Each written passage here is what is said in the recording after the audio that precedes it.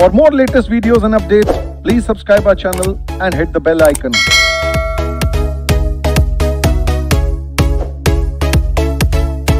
So guys, first of all, ये जो question है, इस क्वेश्चन को करने से पहले let me take you financial statement analysis में गाइस, ये कुछ कॉन्सेप्ट्स है जो कि इस क्वेश्चन में यूज होने हैं। हम लोग इसको जल्दी से हमारी पॉकेट बुक, जो हमारा ब्रह्मास्त्र कह दो, बहुत ही प्यारी पॉकेट बुक आप लोगों के लिए बनाई है, उससे एक बार रिवाइज कर लेते हैं। तो guys, profitability ratios based on sales या इनकम स्टेटमेंट प्रॉफिटेबिलिटी रेशियोज मैंने आपको बताया था। इसमें क्या होता है, इसमें न्यूमरेटर और डिनोमिनेटर दोनों के दोनों जो है हमारी इनकम स्टेटमेंट या पीएनएल अकाउंट से होते हैं। तो ये सारी की सारी रेशियोज जो है, हम लोग इसको ये भी कह सकते हैं that these are the profitability ratios based on sales. Sales पे बेस्ड है, तो इस हिसाब से नेट सेल्स नीचे डिनोमिनेटर है। अगर आपसे कोई बोलता है cost of good sold ratio क्या है, तो COGS ratio is COGS upon net sales into 100। COGS of a trader अगर निकालना हो तो वो कैसे निकलता है दोस्तों, opening stock plus net purchases plus direct expenses minus closing stock. इस तरीके से कि भाई ओपनिंग स्टॉक मेरे पास था, इसको मैंने बेचना है, प्लस नेट परचेजेस ये मेरे पास और हो गई, इन दोनों को मिला के हम लोग कहते हैं cost of goods available for sale. इसमें से फिर इसमें डायरेक्ट एक्सपेंसेस भी ऐड करके cost of goods available for sale. इस cost of goods available for sale में से आप क्लोजिंग स्टॉक माइनस कर देंगे तो आपका कॉस्ट ऑफ गुड्स सोल्ड आ जाएगा। फिर मैन्युफैक्चरर का अगर आपको कॉस्ट ऑफ गुड्स सोल्ड निकालना हो तो opening stock of finish goods plus जो आपका फैक्ट्री कॉस्ट ऑफ प्रोडक्शन है, ये आपका जो है again cost of goods available for sale आता है। इसमें से आप अगर closing stock of finish goods minus कर दोगे तो आपका जो है कॉस्ट ऑफ गुड्स सोल्ड आ जाएगा एज द केस में भी। वंस अगेन, ट्रेडर और मैन्युफैक्चरर का कॉस्ट ऑफ गुड्स सोल्ड कैसे निकलता है वो हमने देखा, और net sales is sales minus sales return. So guys, next चीज आती है जीपी रेशियो। जीपी रेशियो कैसे निकलती है, GP upon net sales into 100, ऐसे करके आप निकाल सकते हो। गाइस, ये भी चीज आपको पता होगी कि सीओजीएस अगर रेशियो आपने निकालनी हो तो आप ऐसे भी कह सकते हो, COGS ratio is equal to 100 minus GP ratio. इस तरीके से कहा जा सकता है, और ऐसा भी कहा जा सकता है my dear friends that GP ratio is equal to 100 minus cost of goods sold ratio. तो आपने ये देखा, COGS ratio is COGS upon net sales into 100, और जीपी होता क्या है, नेट सेल्स माइनस सीओजीएस। तो अगर आप net sales minus COGS upon net sales into 100 करोगे तो आप ये देखो, इसको अगर मैं इनटू 100 करूंगा तो इसको अगर मैं ब्रेक करूं तो net sales upon net sales into 100 हो जाता है 100, और net sales COGS upon net sales into 100 हमारा हो जाता है सीओजीएस रेशियो। तो आप इसको ऐसे कह सकते हैं 100 माइनस सीओजीएस रेशियो। नेक्स्ट फिर कॉन्सेप्ट गाइस हमारा आता है एक्टिविटी या परफॉर्मेंस या टर्नओवर रेशियो से रिलेटेड। इस जो है ये कॉन्सेप्ट हमारा, मैंने भाई सिर्फ रेलिवेंट रेशियोज रखी है, मैं फिर से बता रहा हूं, मैंने सारी रेशियोज नहीं रखी। जो रेशियोज इस क्वेश्चन में यूज होने वाली हैं उन्हीं को मैं क्विकली रिवाइज करा रहा हूं। डेटर्स टर्नओवर रेशियो कैसे निकलता है, net credit sales upon debtors. कितनी बार हमने डेटर्स से अपने पूरे साल भर में कलेक्शन करी, तो net credit sales, total sales में से कैश सेल माइनस कर देंगे, इसको हम लोग नेट क्रेडिट सेल्स कहते हैं। तो net credit sales upon debtors and bills receivable, ये आप इस तरीके से निकाल सकते हैं। Preferably if data is given तो we prefer to take average as a denominator, we prefer to take average as a denominator. और अगर डेटा ना दिया हो तो ठीक है, हम लोग जो है ओपनिंग क्लोजिंग एवरेज सब बराबर मान लेते हैं।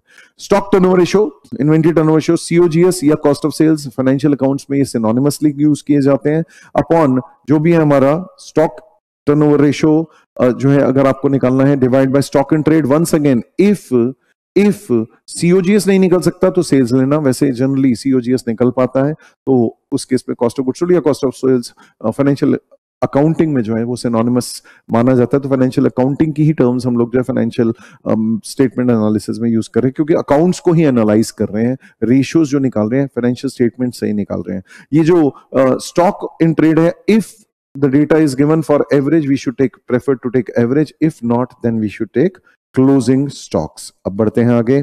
नेक्स्ट फिर बारी आती है गाइस क्रेडिटर्स टर्नओवर रेशियो। ये कितनी बार, अच्छा स्टॉक टर्नओवर रेशियो में क्या बताता है, हमने स्टॉक को कितनी बार, स्टॉक जो है या इन्वेंट्री है उसको कितनी बार सेल में बदला।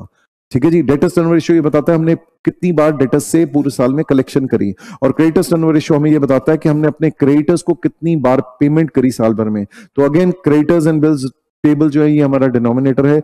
If possible we should take average into consideration, और न्यूमरेटर जो है net credits purchases, that is say जितनी भी हमारी परचेजेस हैं उसमें से हम लोग जो है कैश परचेजेस माइनस कर देंगे टोटल परचेजेस में से, तो नेट क्रेडिट परचेजेस हमारी निकलेंगी। अब बढ़ते हैं आगे। अगला कॉन्सेप्ट जो है इसमें यूज हो रहा है एवरेज कलेक्शन पीरियड या डेटर्स वेलोसिटी हम लोग कह सकते हैं।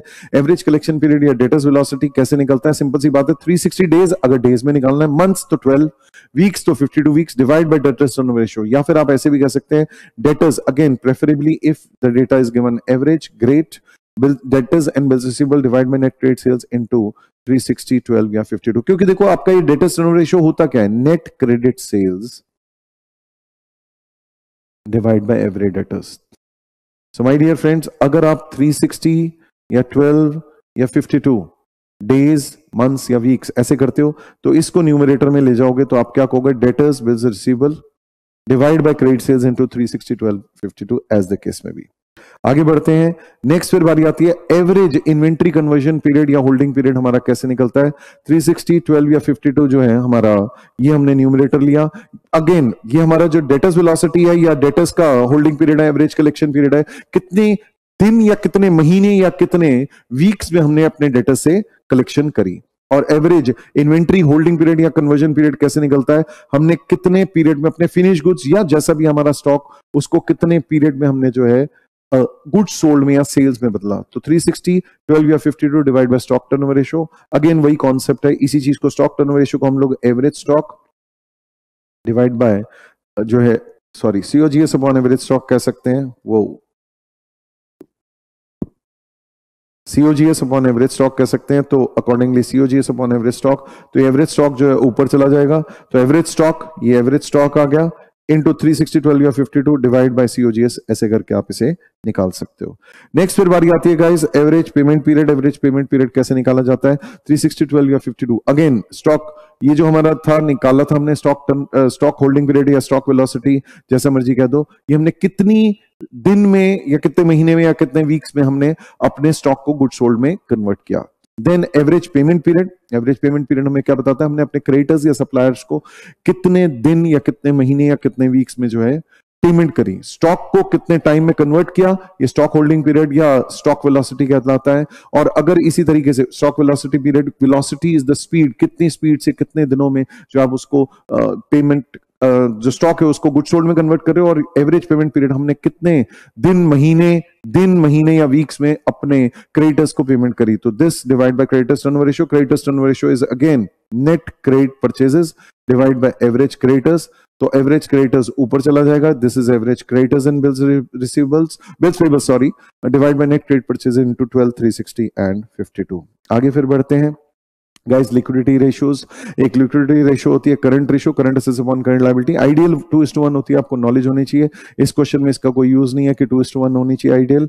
करंट एसेट्स में क्या क्या आ सकती है? Inventories, prepaid expenses, cash and bank, receivables, debtors, एक ही चीज होती है। देन उसके बाद जो है accrued income, short term loans and advances, short term marketable investments, advance tax, income tax refundable, ये मेन आइटम्स करंट एसेट्स में आ जाती है। करंट लायबिलिटी में creditors for goods and services, short term loans, bank overdraft, cash credit, outstanding expenses, provision for tax, proposed dividend, unclaimed dividend, short term provisions, कोई भी आपके अगर हैं, advances for from customers, and then current maturity of long term debts, इस तरीके से निकाल सकते हैं। Then comes asset test ratio, quick ratio या लिक्विडिटी रेशियो। ये आप कैसे निकाल सकते हैं guys? Asset test ratio, quick ratio या लिक्विडिटी रेशियो आप इस तरीके से निकाल सकते हैं, liquid assets upon current liabilities की तरह। Liquid assets upon current liability की तरह जो आप asset test ratio, quick ratio या लिक्विडिटी रेशियो आप निकाल सकते हैं। ये लिक्विड एसेट्स कैसे निकलते हैं? लिक्विड एसेट्स या क्विक एसेट्स से निकलते हैं करंट एसेट्स में से स्टॉक प्रीपेड एक्सपेंसेस माइनस कर देते हैं, क्योंकि वो प्रीपेड एक्सपेंसेस जो है वो कैश में कन्वर्ट नहीं होगा। स्टॉक जनरली इलिक्विड होते हैं, जल्दी कन्वर्ट नहीं होते कैश के अंदर, इसीलिए इसको एक्सक्लूड कर देते हैं। तो क्विक रेशियो की एक ऑल्टरनेटिव अप्रोच भी है, quick assets upon quick liabilities. ठीक है जी, क्विक लायबिलिटीज में हम लोग जो है करंट लायबिलिटीज में से bank overdraft, cash credits minus कर देते हैं, वो लोन्स जिनको कि हमें साल के अंदर तो पे करना है लेकिन जल्दी नहीं है पे करने की। देन इसकी आइडियल रेशियो जो है 1:1 है। इस क्वेश्चन में वैसे इसका कोई रोल नहीं है। दूसरा last but not the least is long term solvency ratio से रिलेटेड इस क्वेश्चन में डेट इक्विटी रेशियो यूज हो रहा है। तो debt upon equity, debt upon equity, equity का मतलब क्या होता है guys? Share holders funds, proprietors funds या नेटवर्थ। और डेट का मतलब क्या होता है गाइस? ये होता है लॉन्ग टर्म डेट, चाहे सिक्योर्ड हो चाहे अनसिक्योर्ड हो। Long term date funds is long term loans, whether secured और अनसिक्योर्ड, डिबेंचर्स हो, बॉन्ड्स हो, लोन्स फ्रॉम फाइनेंशियल इंस्टीट्यूशंस हो, कुछ भी हो। अब बढ़ते हैं आगे। नेक्स्ट ये हमारा हो गया है इस क्वेश्चन से रिलेटेड ये कॉन्सेप्ट्स हमने पॉकेट बुक के जल्दी से रिवाइज कर लिए हैं। अब जल्दी से इस क्वेश्चन को एक बार पढ़ लेते हैं। गाइस एक नजर मार लो जल्दी से, मैं आप लोगों को ऑब्वियसली पढ़ा तो दूंगा ही। आप लोगों ने अगर आरटीपी खोल रखी है ग्रेट, नहीं खोल रखी है तो जल्दी से यहीं से पढ़ लो भाई। फुल स्क्रीन लगाना 1 मिनट, तो आप लोग जल्दी से पढ़ लो। मैं भी इसकी जो है प्रिंटेड कॉपी भी निकाल लेता हूं एज द केस में भी। तो आप लोग जल्दी से इस क्वेश्चन को नजर मारो, हम लोग अभी अभी इस क्वेश्चन को डिस्कस कर रहे हैं।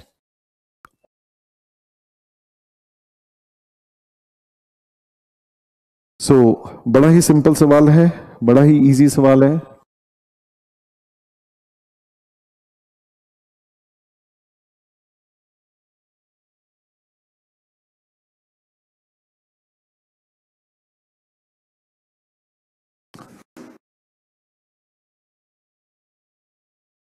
चलो guys let us start the discussion, कर लेते हैं इस सवाल को डिस्कस। लाना यार, मेरे को भी लेके आना साथ में, डिस्कस करेंगे इसको। Now so guys very simple question, very easy question, बहुत ही आसान सवाल। देखते हैं एक बार क्विकली जल्दी से पढ़ लेते हैं। From the following information find out the missing figures. तो आपको मिसिंग फिगर्स जो है वो निकालनी है। Rewrite the balance sheet. Balance sheet का आपका अधूरा फॉर्मेट दिया हुआ है तो उसको पूरा करना है। हमें इक्विटी शेयर कैपिटल नहीं पता, ये नहीं पता, रिजर्व सरप्लस नहीं पता, लॉन्ग टर्म लोन्स पता है, बैंक ओवरड्राफ्ट पता है, क्रेडिटर्स नहीं पता, फिक्स एसेट्स नहीं पता, एक्यूमुलेटेड डेप्रिसिएशन नहीं पता, तो फिक्स एसेट्स की डब्ल्यूडीवी नहीं पता। इसमें से कोई भी 2 चीजें पता चल जाएंगी तो तीसरी आ जाएगी। स्टॉक नहीं पता, डेटर्स नहीं पता, कैश नहीं पता। बैलेंस शीट का टोटल असेट्स टोटल लायबिलिटीज ये नहीं पता। चलो अब देखते हैं हमें क्या पता है। कहता है एक तो करंट रेशियो जो है 2:1 है। Asset trust ratio, quick ratio, liquid ratio एक ही चीज होती है गाइस, ये 3:2 है। फिर इसके बाद जो है reserve surplus 20% of equity share capital है। Reserve surplus 20% of equity share capital है। लॉन्ग टर्म डेट जो है वो हमारे 45% ऑफ नेटवर्थ है। ये हमारा बेसिकली डेट इक्विटी का रिलेशन बता दिया है कि डेट जो है वो नेटवर्थ या इक्विटी का 45% है। This is nothing but debt equity का रिलेशनशिप कि लॉन्ग टर्म डेट जो है वो हमारा 45% ऑफ नेटवर्थ है या शेयर होल्डर्स फंड्स है। स्टॉक टर्नओवर रेशियो वेलोसिटी, तो स्टॉक वेलोसिटी बता रखी है कितने महीने में ये अपने स्टॉक को गुड सोल्ड में कन्वर्ट कर रहे हैं, तो ये 1.5 मंथ्स। रिसीवेबल टर्नओवर वेलोसिटी ये हमने देखा 2 मंथ्स के अंदर जो ये अपने डेटर्स से या रिसीवेबल से कलेक्शन करा रहे हैं। यू मे अज्यूम रिसीवेबल्स जो है एवरेज रिसीवेबल्स मान के चलो, ठीक है जी, हम लोग तो बेस्ट हैं, एवरेज रिसीवेबल्स मान के चल लेंगे। और ग्रॉस प्रॉफिट रेशियो जो है वो 20% है। जीपी रेशियो सेल्स में दी हुई है गाइस 21 लाख। तो शुरुआत इसी से करते हैं, शुरुआत इसी से करते हैं कि हमें सेल्स दी हुई है, सेल्स दी हुई है 21 लाख। इस 21 लाख पे अगर मैं 20% जीपी निकालता हूं तो मेरा जीपी माइनस करूं, अगर मैं इसमें से 4,20,000 आएगा। ओरली देख सकते हो 21 लाख का 20% जो है जीपी आएगा, दैट इज से 4,20,000 वो माइनस करेंगे तो हमारा कॉस्ट ऑफ गुड्स सोल्ड आ जाएगा। तो अगर आप यहां पर देखोगे, here we go my dear friends, सबसे पहली चीज ये मेन आंसर कि आपने ऑब्वियसली बैलेंस शीट बना के थोड़ी सी जगह छोड़ देंगे। तो हम लोगों ने क्या किया, सेल्स में से हमने माइनस किया, सेल्स में से हम लोगों ने माइनस किया 21 लाख में से जीपी 20% ऑफ सेल्स, ये हमारा कॉस्ट ऑफ गुड्स सोल्ड आ गया। वंस दिस इज देयर, इसके आगे तो सब बहुत ही आसान है। कहता है 25% सेल्स कैश बेसिस है, बाकी सेल्स जो क्रेडिट बेसिस पे है। क्लोजिंग स्टॉक जो है वो हमारा 40,000 more than the opening stock है। This is very very important, very very important. तो कह रहा है क्लोजिंग स्टॉक जो है 40,000 more than the opening stock है। और कहता है accumulated depreciation 1/6 of original cost है। तो सबसे पहली चीज तो हमने GP ratio, first thing that we did was हम लोगों ने ये किया कि सेल्स की हेल्प से और जीपी रेशियो की हेल्प से जीपी निकाल लिया और सीओजीएस निकाल लिया। फिर सेल्स में से 25% सेल्स जो है कैश बेसिस पे है, बैलेंस क्रेडिट बेसिस पे है, इसका मतलब 75% क्रेडिट बेसिस पे है। अब आप क्या कर सकते हो, अब नेक्स्ट आप ये ले सकते हो, जो ये रिसीवेबल टर्नओवर वेलोसिटी है, आप निकालना चाहो तो इसको यूज कर सकते हो। आप ये कह सकते हो भाई 21 लाख की 75% सेल्स जो है, 21 लाख की 75% सेल्स जो है वो क्रेडिट सेल्स है। अगर 75% क्रेडिट सेल्स है तो मुझे ये बताओ, ये क्रेडिट सेल्स है और मेरा डेटर्स के पास, रिसीवेबल्स के पास 2 महीने का पैसा फंसा रहता है, तो इंटू 2/12 करोगे तो हमारे एवरेज रिसीवेबल्स या डेटर्स आ जाएंगे। और इसी तरीके से अगर आप स्टॉक वेलोसिटी को यूज करो, हमारा कॉस्ट ऑफ गुड्स सोल्ड अभी अभी हम लोगों ने निकाल लिया था, ये हमारा कॉस्ट ऑफ गुड्स सोल्ड आ गया था। 16,80,000। तो इसको हम लोग पिकअप कर सकते हैं, हम लोग क्या कर सकते हैं, हम कह सकते हैं 16,80,000 मेरे पूरे साल का कॉस्ट ऑफ गुड सोल्ड है। कॉस्ट ऑफ गुड सोल्ड इतना है, तो 1.5 महीने का स्टॉक मेरे पास पड़ा हुआ है, एवरेज स्टॉक। तो ये मेरा एवरेज स्टॉक कितना आ गया, average stock is equal to this into 1.5 by 12। ऐसे करके आप इसे निकाल सकते हो, जो कि आप यहां देख सकते हो कि हमने यही चीज कर रखी है। पहले हमने क्रेडिट सेल्स निकाली।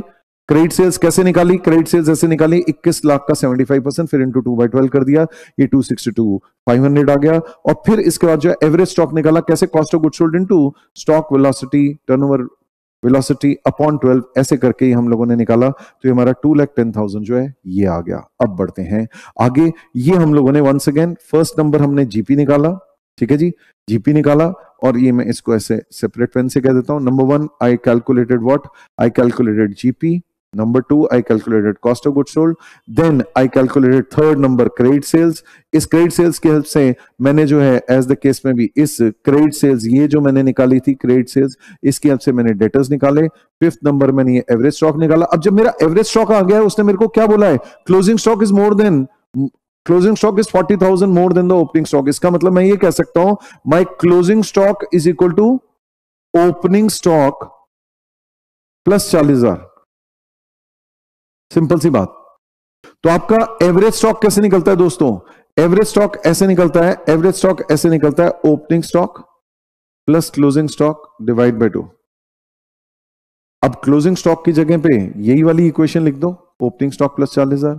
तो बेसिकली क्या हो जाएगा, एवरेज स्टॉक अभी अभी मैंने निकाल लिया था, ये एवरेज स्टॉक आपने देखा ये निकाल लिया है। तो ये रहा मेरा average stock, this is the average stock. तो closing stock is opening stock plus 40,000, मैंने ये बोला पहली बात, closing stock is opening stock plus 40,000।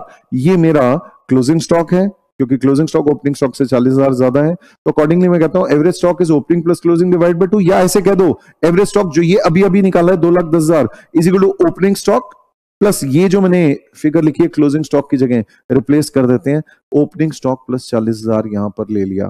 तो अल्टीमेटली कहानी क्या आ गई, ये मेरा 2 अगर मैं वहां ले जाता हूं, ठीक है जी, 2 अगर मैं लेके जाना चाहूं तो उस तरफ ले जाऊं, और फिर इस हिसाब से मेरा क्या हुआ, ये 2 वहां जाके मल्टीप्लाई हो गया, और फिर ये 40,000 को मैं वहां जाकर माइनस कर देता हूं। तो मेरा 2 opening stock is equal to 2,10,000 का ट्वाइस माइनस 40,000, और finally opening stock is equal to ये मेरा 3,80,000 आ जाता है, डिवाइड बाय 2 करके 1,90,000 मेरा ओपनिंग स्टॉक आ गया। Closing stock is 40,000 higher than this, this is 2,30,000 and that finishes off this part. अब बढ़ते हैं आगे। इसके बाद नेक्स्ट चीज देखते हैं।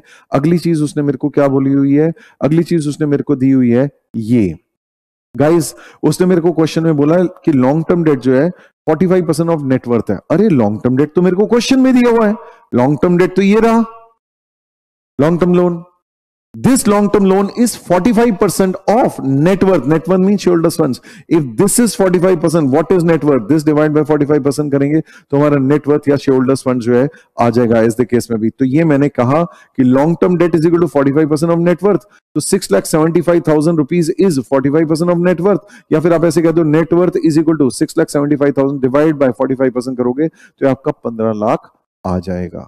Once this is done, फिर इसके बाद आगे देखते हैं। तो उसने मुझे कहा reserves and surplus 20% of share capital है। भाई सिंपल सी बात सुनो, अगर मेरा नेटवर्थ होता क्या है, equity share capital plus reserves, और मेरा रिलेशन उसने क्या बता रखा है कि इक्विटी शेयर कैपिटल का 20% रिजर्व एंड सरप्लस है।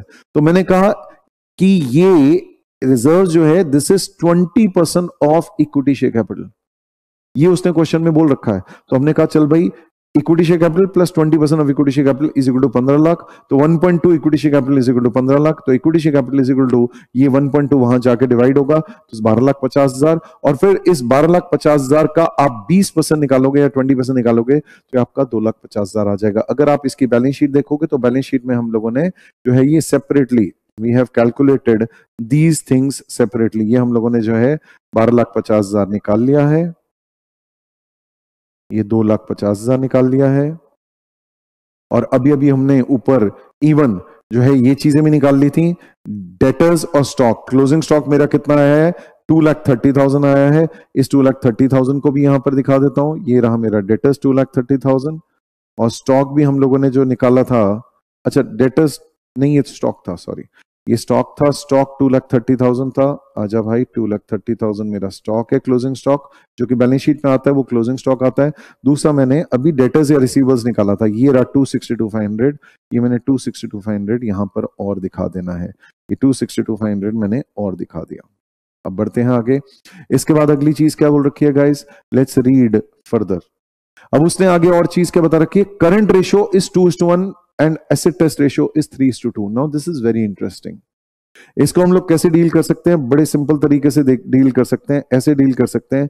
What we can say is, we can say हमारा, लेट्स से करंट रेशियो हमारा निकलता कैसे है। मैं यहां पर ये पेन बदलता हूं, ये नीला पेन लिया। Current ratio is equal to current assets upon current liability निकलता है, ये 2:1 है, 2/1 है।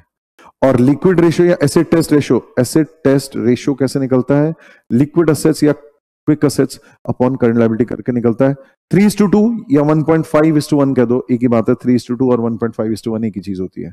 तो अगर ये 1 है तो ये 1.5 है, अगर ये 1 है तो ये 2 है।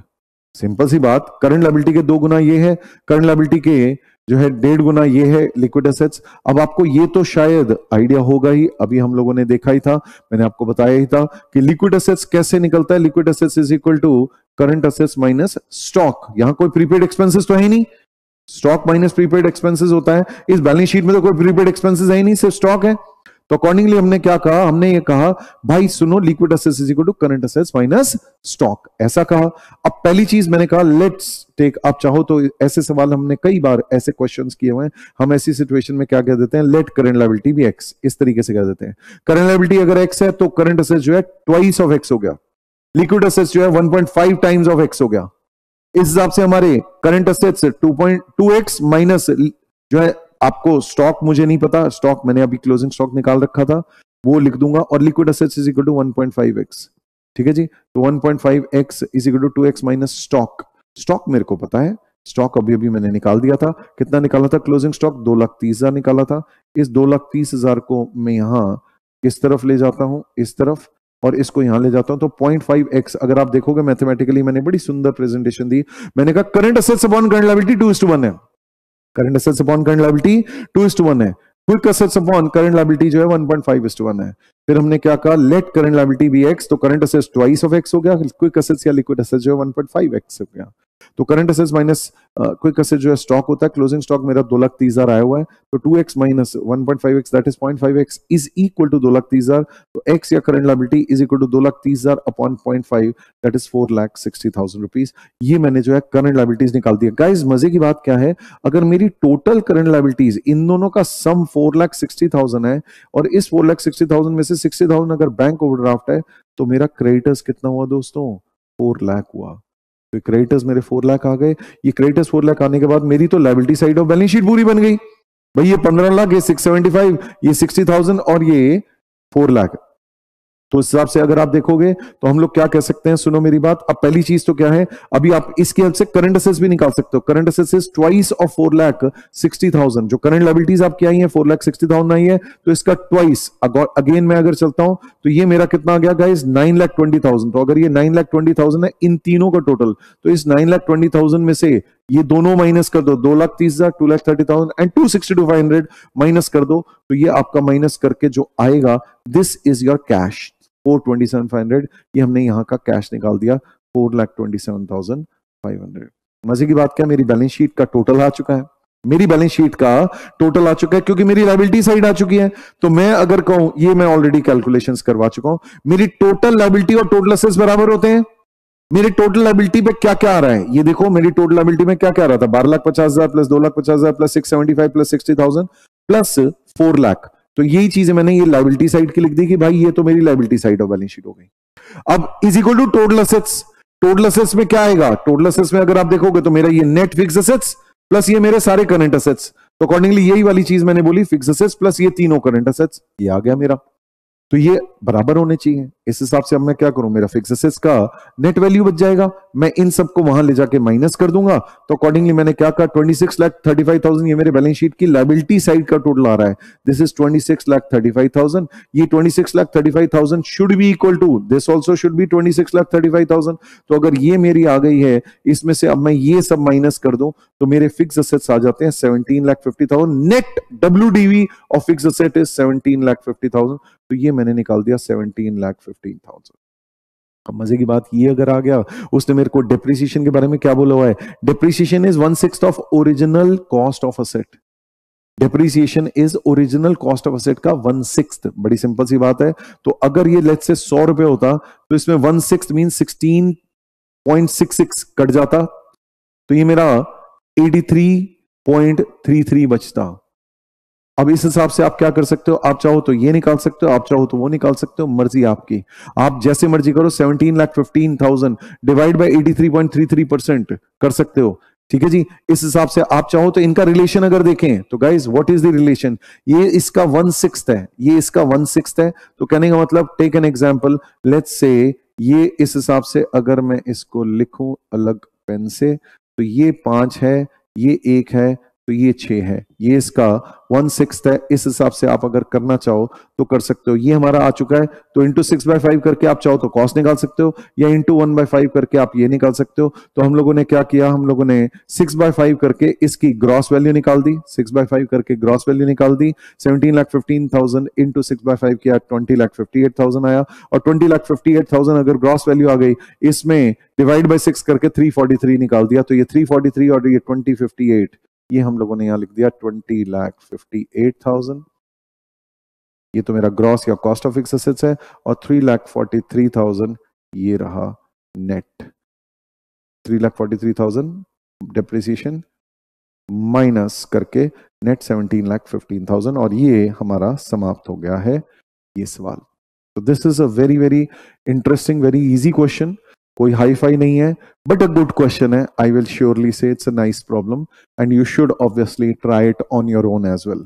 बट बिफोर आई से कि चलो भाई अगले सवाल पे आ जाते हैं, उससे पहले मैं वापस लेके आता हूं गाइज इस क्वेश्चन के आईसीआई के सॉल्यूशन पे। गाइज आईसीआई का सॉल्यूशन ऑब्वियसली सारी चीजें एग्जैक्टली हमारे फॉर्मेट में नहीं की हुई। यस, सेल्स में से जीपी ये तो हर कोई करेगा, बट फिर इन्होंने ये बहुत लंबी प्रेजेंटेशन दे रखी है। 262,500 ही क्लोजिंग रिसीवेबल्स निकाले हुए हैं। क्लोजिंग स्टॉक ये बहुत लंबी प्रेजेंटेशन दी हुई है, और ये उस हिसाब से बहुत लंबी प्रेजेंटेशन के बाद 2,30,000 क्लोजिंग स्टॉक वही निकाला हुआ है। करंट रेशो, अब ये बहुत लंबी और डिफरेंट प्रेजेंटेशन है। ऑब्वियसली आप प्रेजेंटेशन जैसे मर्जी दो, इज योर कॉल। ये इस हिसाब से लंबा प्रेजेंटेशन के बाद फाइनली जो है आप देखते हो कि इनके जो है इन्होंने फाइनली ये कैश निकाल दिया है। ये कैश निकालने के बाद ये पेबल्स निकाल दिए हैं एज द केस में भी, और ये जो है यहाँ पर एज द केस में भी these things have been calculated. खैर, फिर लॉन्ग टर्म डेट, ये तो आपका सीधा सीधा नेटवर्क तो निकल ही आया था 15 लाख। फिर ये 15 लाख से 12.5 लाख का इक्विटी शेयर कैपिटल और रिजर्व्स, इसमें तो कोई गलती कर ही नहीं सकता कि भाई 12.5 लाख और ये 2,50,000, ये तो परफेक्ट ही है। अब यहाँ आईसीआई के थोड़ा सा टाइपिंग एरर हो गई है, यहां पर जो है लिटिल टाइपिंग एरर है। तो मेरी एक रिक्वेस्ट है आईसीआई को कि भाई इसमें करेक्शन करा सकते तो करेक्शन करा दें। ये फिक्सेस नहीं है, ये फिक्स्ड है, और ये इज इक्वल टू होना चाहिए, प्लस नहीं होना चाहिए। ये मेरी entire liability side of balance sheet हो गई, ओके। ये प्लस नहीं होना चाहिए, इज इक्वल टू होना चाहिए। छोटी सी मिस्टेक है, बट ठीक है, उन्होंने अगले स्टेप में ठीक कर रखा है, तो कोई बात नहीं। टाइपिंग एरर है, that we can say okay, no problems. और फिर फाइनली ये जो है 17,50,000 ये आ गया था, 20,58,000 ये आ गया था, 3,43,000 ये आ गया था। ये सारी चीजें जो है इसमें परफेक्ट है, कोई दिक्कत नहीं। और balance sheet finally obviously main answer है, तो बैलेंस शीट जो है पहले दिखाई जाएगी। मैंने भी बैलेंस शीट पहले दिखाई है, वर्किंग नोट्स बाद में दिखाया। आपने अगर मुझसे क्लासेस में पढ़ा हो तो क्लासेस में मैंने आपको हमेशा पहले मेन आंसर बोला है, और वर्किंग नोट के हम लोग हमेशा 1 2 3 4 5 ऐसे करके लिखते हैं। तो ये इन्होंने रोमन वाले 1 लिखे हैं, हम लोग नॉर्मल 1 2 3 4 5 6 7 8 लिखे हैं। वो मैं क्लास में भी आपको यही वाले नंबर्स लिखवाता हूं। उसी तरीके से मैंने आपको ये क्वेश्चन अपनी प्रेजेंटेशन से करके दिखा दिया, फाइनल आंसर सेम है। Now let's proceed further guys. अगला जो कॉन्सेप्ट आया हुआ है, अगला जो क्वेश्चन आया हुआ है वो कॉस्ट ऑफ कैपिटल का है। गाइस एक कंपनी लॉन्ग टर्म फंड्स अलग अलग सोर्सेज से अरेंज कर सकती है, डेट इक्विटी प्रेफरेंस, और फिर ओवरऑल कॉस्ट भी निकालते हैं। डेट होल्डर्स को जो है फिक्स इंटरेस्ट दिया जाता है और प्रेफरेंस होल्डर्स और इक्विटी होल्डर्स को जो है डिविडेंड दिया जाता है। तो इनकी कॉस्ट कैसे निकलती है, अलग अलग तरीके से निकलती है, डिपेंड करता है डेट जो आपका रिडीमेबल है या परपेचुअल है, इरिडीमेबल है या परपेचुअल है, या रिडीमेबल है दैट इज से उसकी फाइनाइट लाइफ है। तो केडी कैसे निकलता है, आई इंटू 1 माइनस टी। तो ये हमारी पॉकेट बुक से मैं आप लोगों को फिर से रिवाइज करा रहा हूं, FM pocket book in cost of irredeemable या परपेचुअल डेट आई इंटू 1 माइनस टी ऐसे करके, या फिर आप चाहो तो इसको इस तरीके से भी अगर अपॉन एनपी करते हैं, पर अगर let's say example net proceeds ना हो तो उसके इसमें interest rate into 1 minus T भी कर सकते हो। तो नेट प्रोसीड्स किसे कहते हैं, नेट प्रोसीड्स होता है issue price net of flotation cost, और टी क्या होता है कॉर्पोरेट इनकम टैक्स रेट, और इंटरेस्ट क्या होता है, आई क्या होता है अमाउंट ऑफ इंटरेस्ट।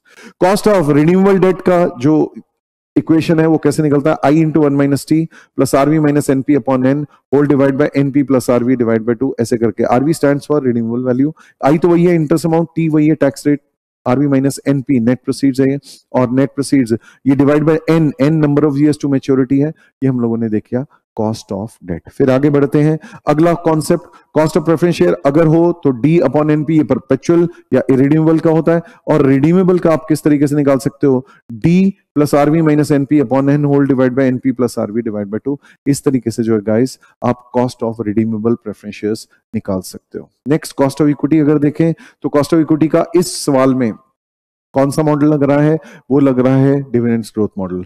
तो D1 अपॉन अगर डेटा दिया हुआ issue price net of flotation cost या एनपी तो वो लेना, और plus G as the case में भी, नहीं तो फिर एज द केस में भी D1 अपॉन P0 प्लस जी ये ले लेते हैं हम लोग। First choice cost of equity निकालते हैं इस समय, अगर issue price net of flotation cost दिया हो तो वो हमें लेना है, ठीक है जी। D1 क्या होता है, next expected dividend. Next expected dividend कैसे निकाला जा सकता है, जो लास्ट ईयर का डिविडेंड है इंटू 1 प्लस ग्रोथ रेट, या फिर जो एक्सपेक्टेड अर्निंग्स है इंटू 1 माइनस रिटेंशन रेशियो, और G growth rate is equal to B into R that is to say retention ratio into ROE, ROE और B is retention ratio. आपको पता ही है रिटेंशन रेशियो कैसे निकाली जा सकती है, रिटेंशन रेशियो जो है ऐसे निकाली जा सकती है 100 minus dividend pay out ratio, या 1 minus dividend pay out ratio भी कह सकते हो, 100% minus dividend pay out ratio. KRE कैसे निकलती है गाइस, सेम मॉडल लगेगा जो KE के लिए जैसे डिविडेंड ग्रोथ मॉडल है तो सेम मॉडल लगेगा, बस KRE में आपने क्या करना है, नोट करना कि नीचे डिनोमिनेटर सिर्फ MPS होगा। दैट इज यहां पर आप लोगों को मैंने बोला KE निकालते समय अगर मेरे को डेटा दिया हो तो मैं NP लूंगा, KE मैं फिर से यहां पे कंपेयर करके दिखा देता हूं, KE निकाल रहा हूं इक्विटी एक्सटर्नल फाइनेंस है तो D1 अपॉन NP प्लस जी लूंगा, और KRE निकाल रहा हूं तो ये D1 अपॉन P0 प्लस जी लूंगा। That's it. तो अब नेक्स्ट क्वेश्चन जो है हम लोग कर रहे हैं डिस्कस। अच्छा उससे पहले मैं ओवरऑल कॉस्ट ऑफ कैपिटल या weighted average cost of capital को भी डिस्कस कर दूं कि भी जब आपने अलग अलग इंडिविजुअल कॉस्ट निकाल ली है, केडी जो है cost of debt, cost of preference KP, KE, KRE, फिर आपने इनको इनके वेट से मल्टीप्लाई करना है रिस्पेक्टिवली। प्रेफरेबली हम लोग को अगर मार्केट वैल्यू वेट्स का डेटा दिया हो तो वो ले लेंगे, नहीं तो बुक वैल्यू वेट्स ले लेंगे। एज द केस में भी market value weights are preferred if the data is given in this regard. अब बढ़ते हैं आगे, बस इस क्वेश्चन में यही कॉन्सेप्ट्स हैं। तो ये हम लोग वापस आ जाते हैं अगले सवाल के सॉल्यूशन। ये रहा हमारा सॉल्यूशन, और इसमें जो है ICI के सॉल्यूशन में यहां एक गलती है वो मैं अभी मार्कआउट करके दिखा दूंगा, बाकी अदरवाइज इसकी वजह से आगे का सब कुछ गड़बड़ हो जाता है। एवरीथिंग बिकम्स रॉन्ग, सब गलत हो जाता है, KO उनका गलत हो जाता है, ठीक है जी। सेकंड पार्ट का सिर्फ, फर्स्ट पार्ट का आंसर ठीक है, परफेक्ट है, बट पहले let's discuss, let's see, here we go, so my dear friends, let's discuss question number 2. Let's read it from here. So my dear friends, what is happening, वो क्या कह रहा है इस क्वेश्चन में, वो कह रहा है Amrit corporation has the following book value capital structure. तो गाइज उसने मेरे को बुक वैल्यू कैपिटल स्ट्रक्चर दी हुई है, बुक वैल्यूज दी हुई है, जैसा भी है बहुत बढ़िया है। इक्विटी कैपिटल उसने मुझे दिया हुआ है 50 lakh shares of ₹10 each. Equity share capital जो है वो है 50 लाख शेयर्स हैं ऑफ ₹10 ईच।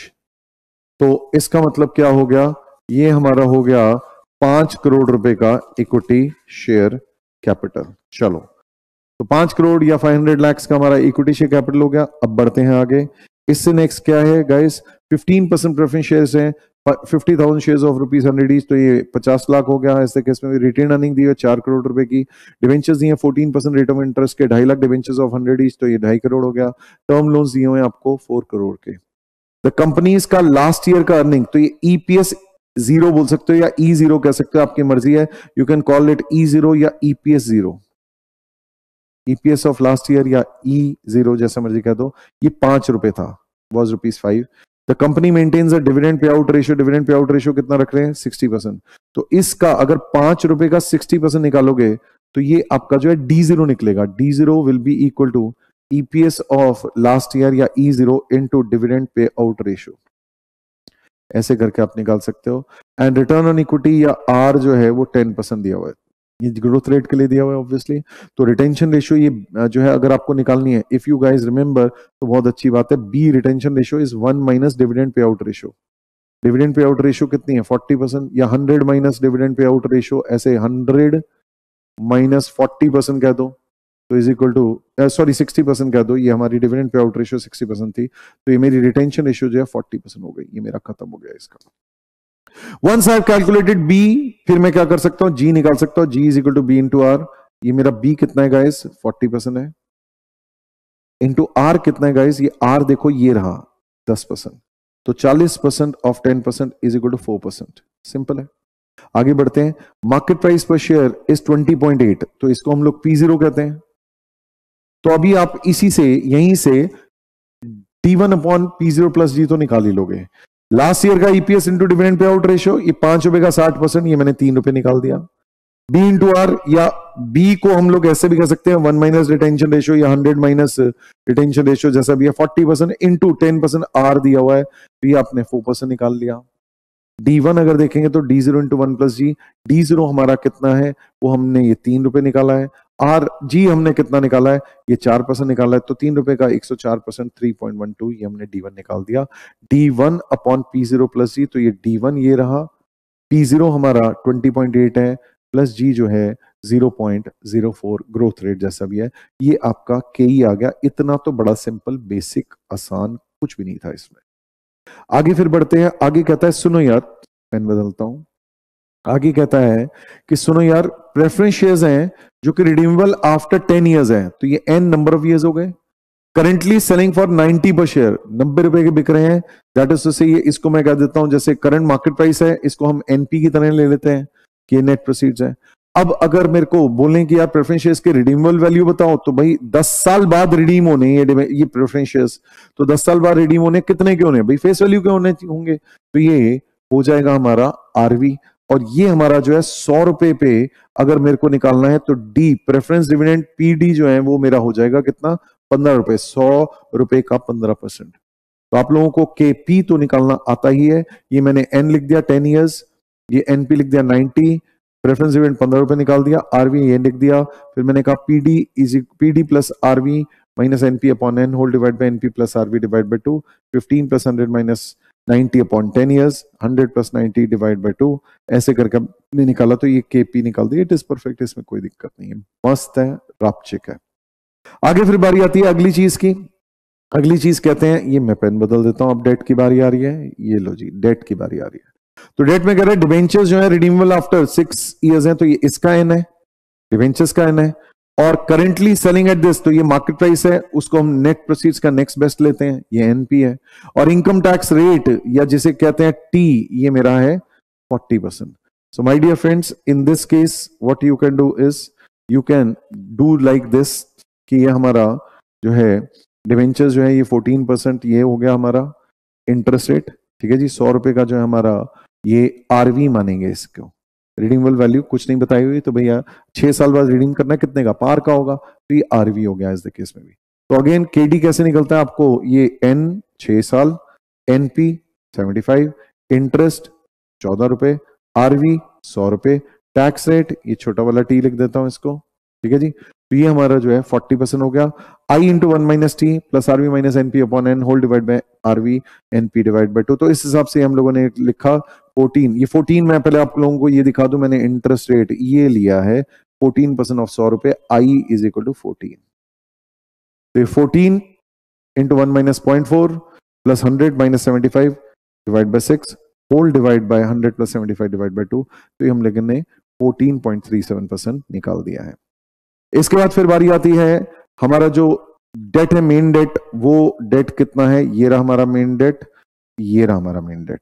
ये हमारा दूसरा डेट जो है टर्म लोन है, इसके रिडम्पशन की कोई बात नहीं कि, तो इसको हम लोग केडी इरिन्यूएबल परपेचुअल वाला लगा देते हैं, दैट इज से interest rate into 1 minus T, ऐसे करके निकाल देते हैं। तो ये आप देख सकते हो interest rate into 1 minus T, 13% into 1 minus 0.4, तो दिस कम्स टू आपका 7.8%। अब weighted average cost of capital निकालना है, मार्केट वैल्यू वेट्स प्रेफर करते हैं, मार्केट वैल्यूज हमें पता ही है। ये equity share capital and reserves या रिटेन अर्निंग्स की कंबाइंड वैल्यू हो गई, इतने शेयर्स इंटू 20.8, ये हम लोगों ने लिया, ये हमारी उसकी मार्केट वैल्यू आ गई। प्रेफरेंस शेयर्स की market value 90,000 into 50,000, 90 rupees into 50,000, 75 into 2,50,000 debentures हो गया। टर्म लोन तो भाई book value market value same होती है, हम लोग उस हिसाब से मार्केट वैल्यू वेट्स लिए। ये हमने जो ऊपर कॉस्ट निकाल रखी थी उनसे हमने रिस्पेक्टिवली मल्टीप्लाई किया, ये मल्टीप्लाई करके ये हमारी कॉस्ट थी रिस्पेक्टिवली, उनको मल्टीप्लाई करके हमारा जो है ओवरऑल कॉस्ट ऑफ कैपिटल आ गया 15.74%, and that finishes off this part of it. आगे बढ़ते हैं सेकंड पार्ट में दोस्तों, क्या कह रहा है सेकंड पार्ट, लेट्स सी। ये first weighted average cost of capital using market value weights था, वो हम लोगों ने निकाल दिया। नेक्स्ट पार्ट में कहता है मार्जिनल कॉस्ट ऑफ कैपिटल निकालो, marginal average cost of capital, तो एडिशनल फंड्स की कॉस्ट ऑफ कैपिटल निकालनी है। इफ इट नीड्स कितना, 5 करोड़ रुपए नेक्स्ट ईयर इन्हें चाहिए, 5 करोड़ रुपए चाहिए, अज्यूमिंग कि ये 60% इक्विटी से अरेंज करेंगे, 20% डेट से अरेंज करेंगे और 20% रिटेन अर्निंग से अरेंज करेंगे। 60% इक्विटी से, 20% डेट से, 20% रिटेन अर्निंग से। इक्विटी जो है वो इशू करती है और उनको इक्विटी इशू करने पे नेट प्रोसीड्स इतनी आती है 14 रुपीज। कॉस्ट ऑफ डेट जो है 13% बिफोर टैक्स है, तो इसको 1 माइनस 0.4 करोगे तो कॉस्ट ऑफ डेट आ जाएगा मार्जिनल वाला, कोई इशू नहीं है।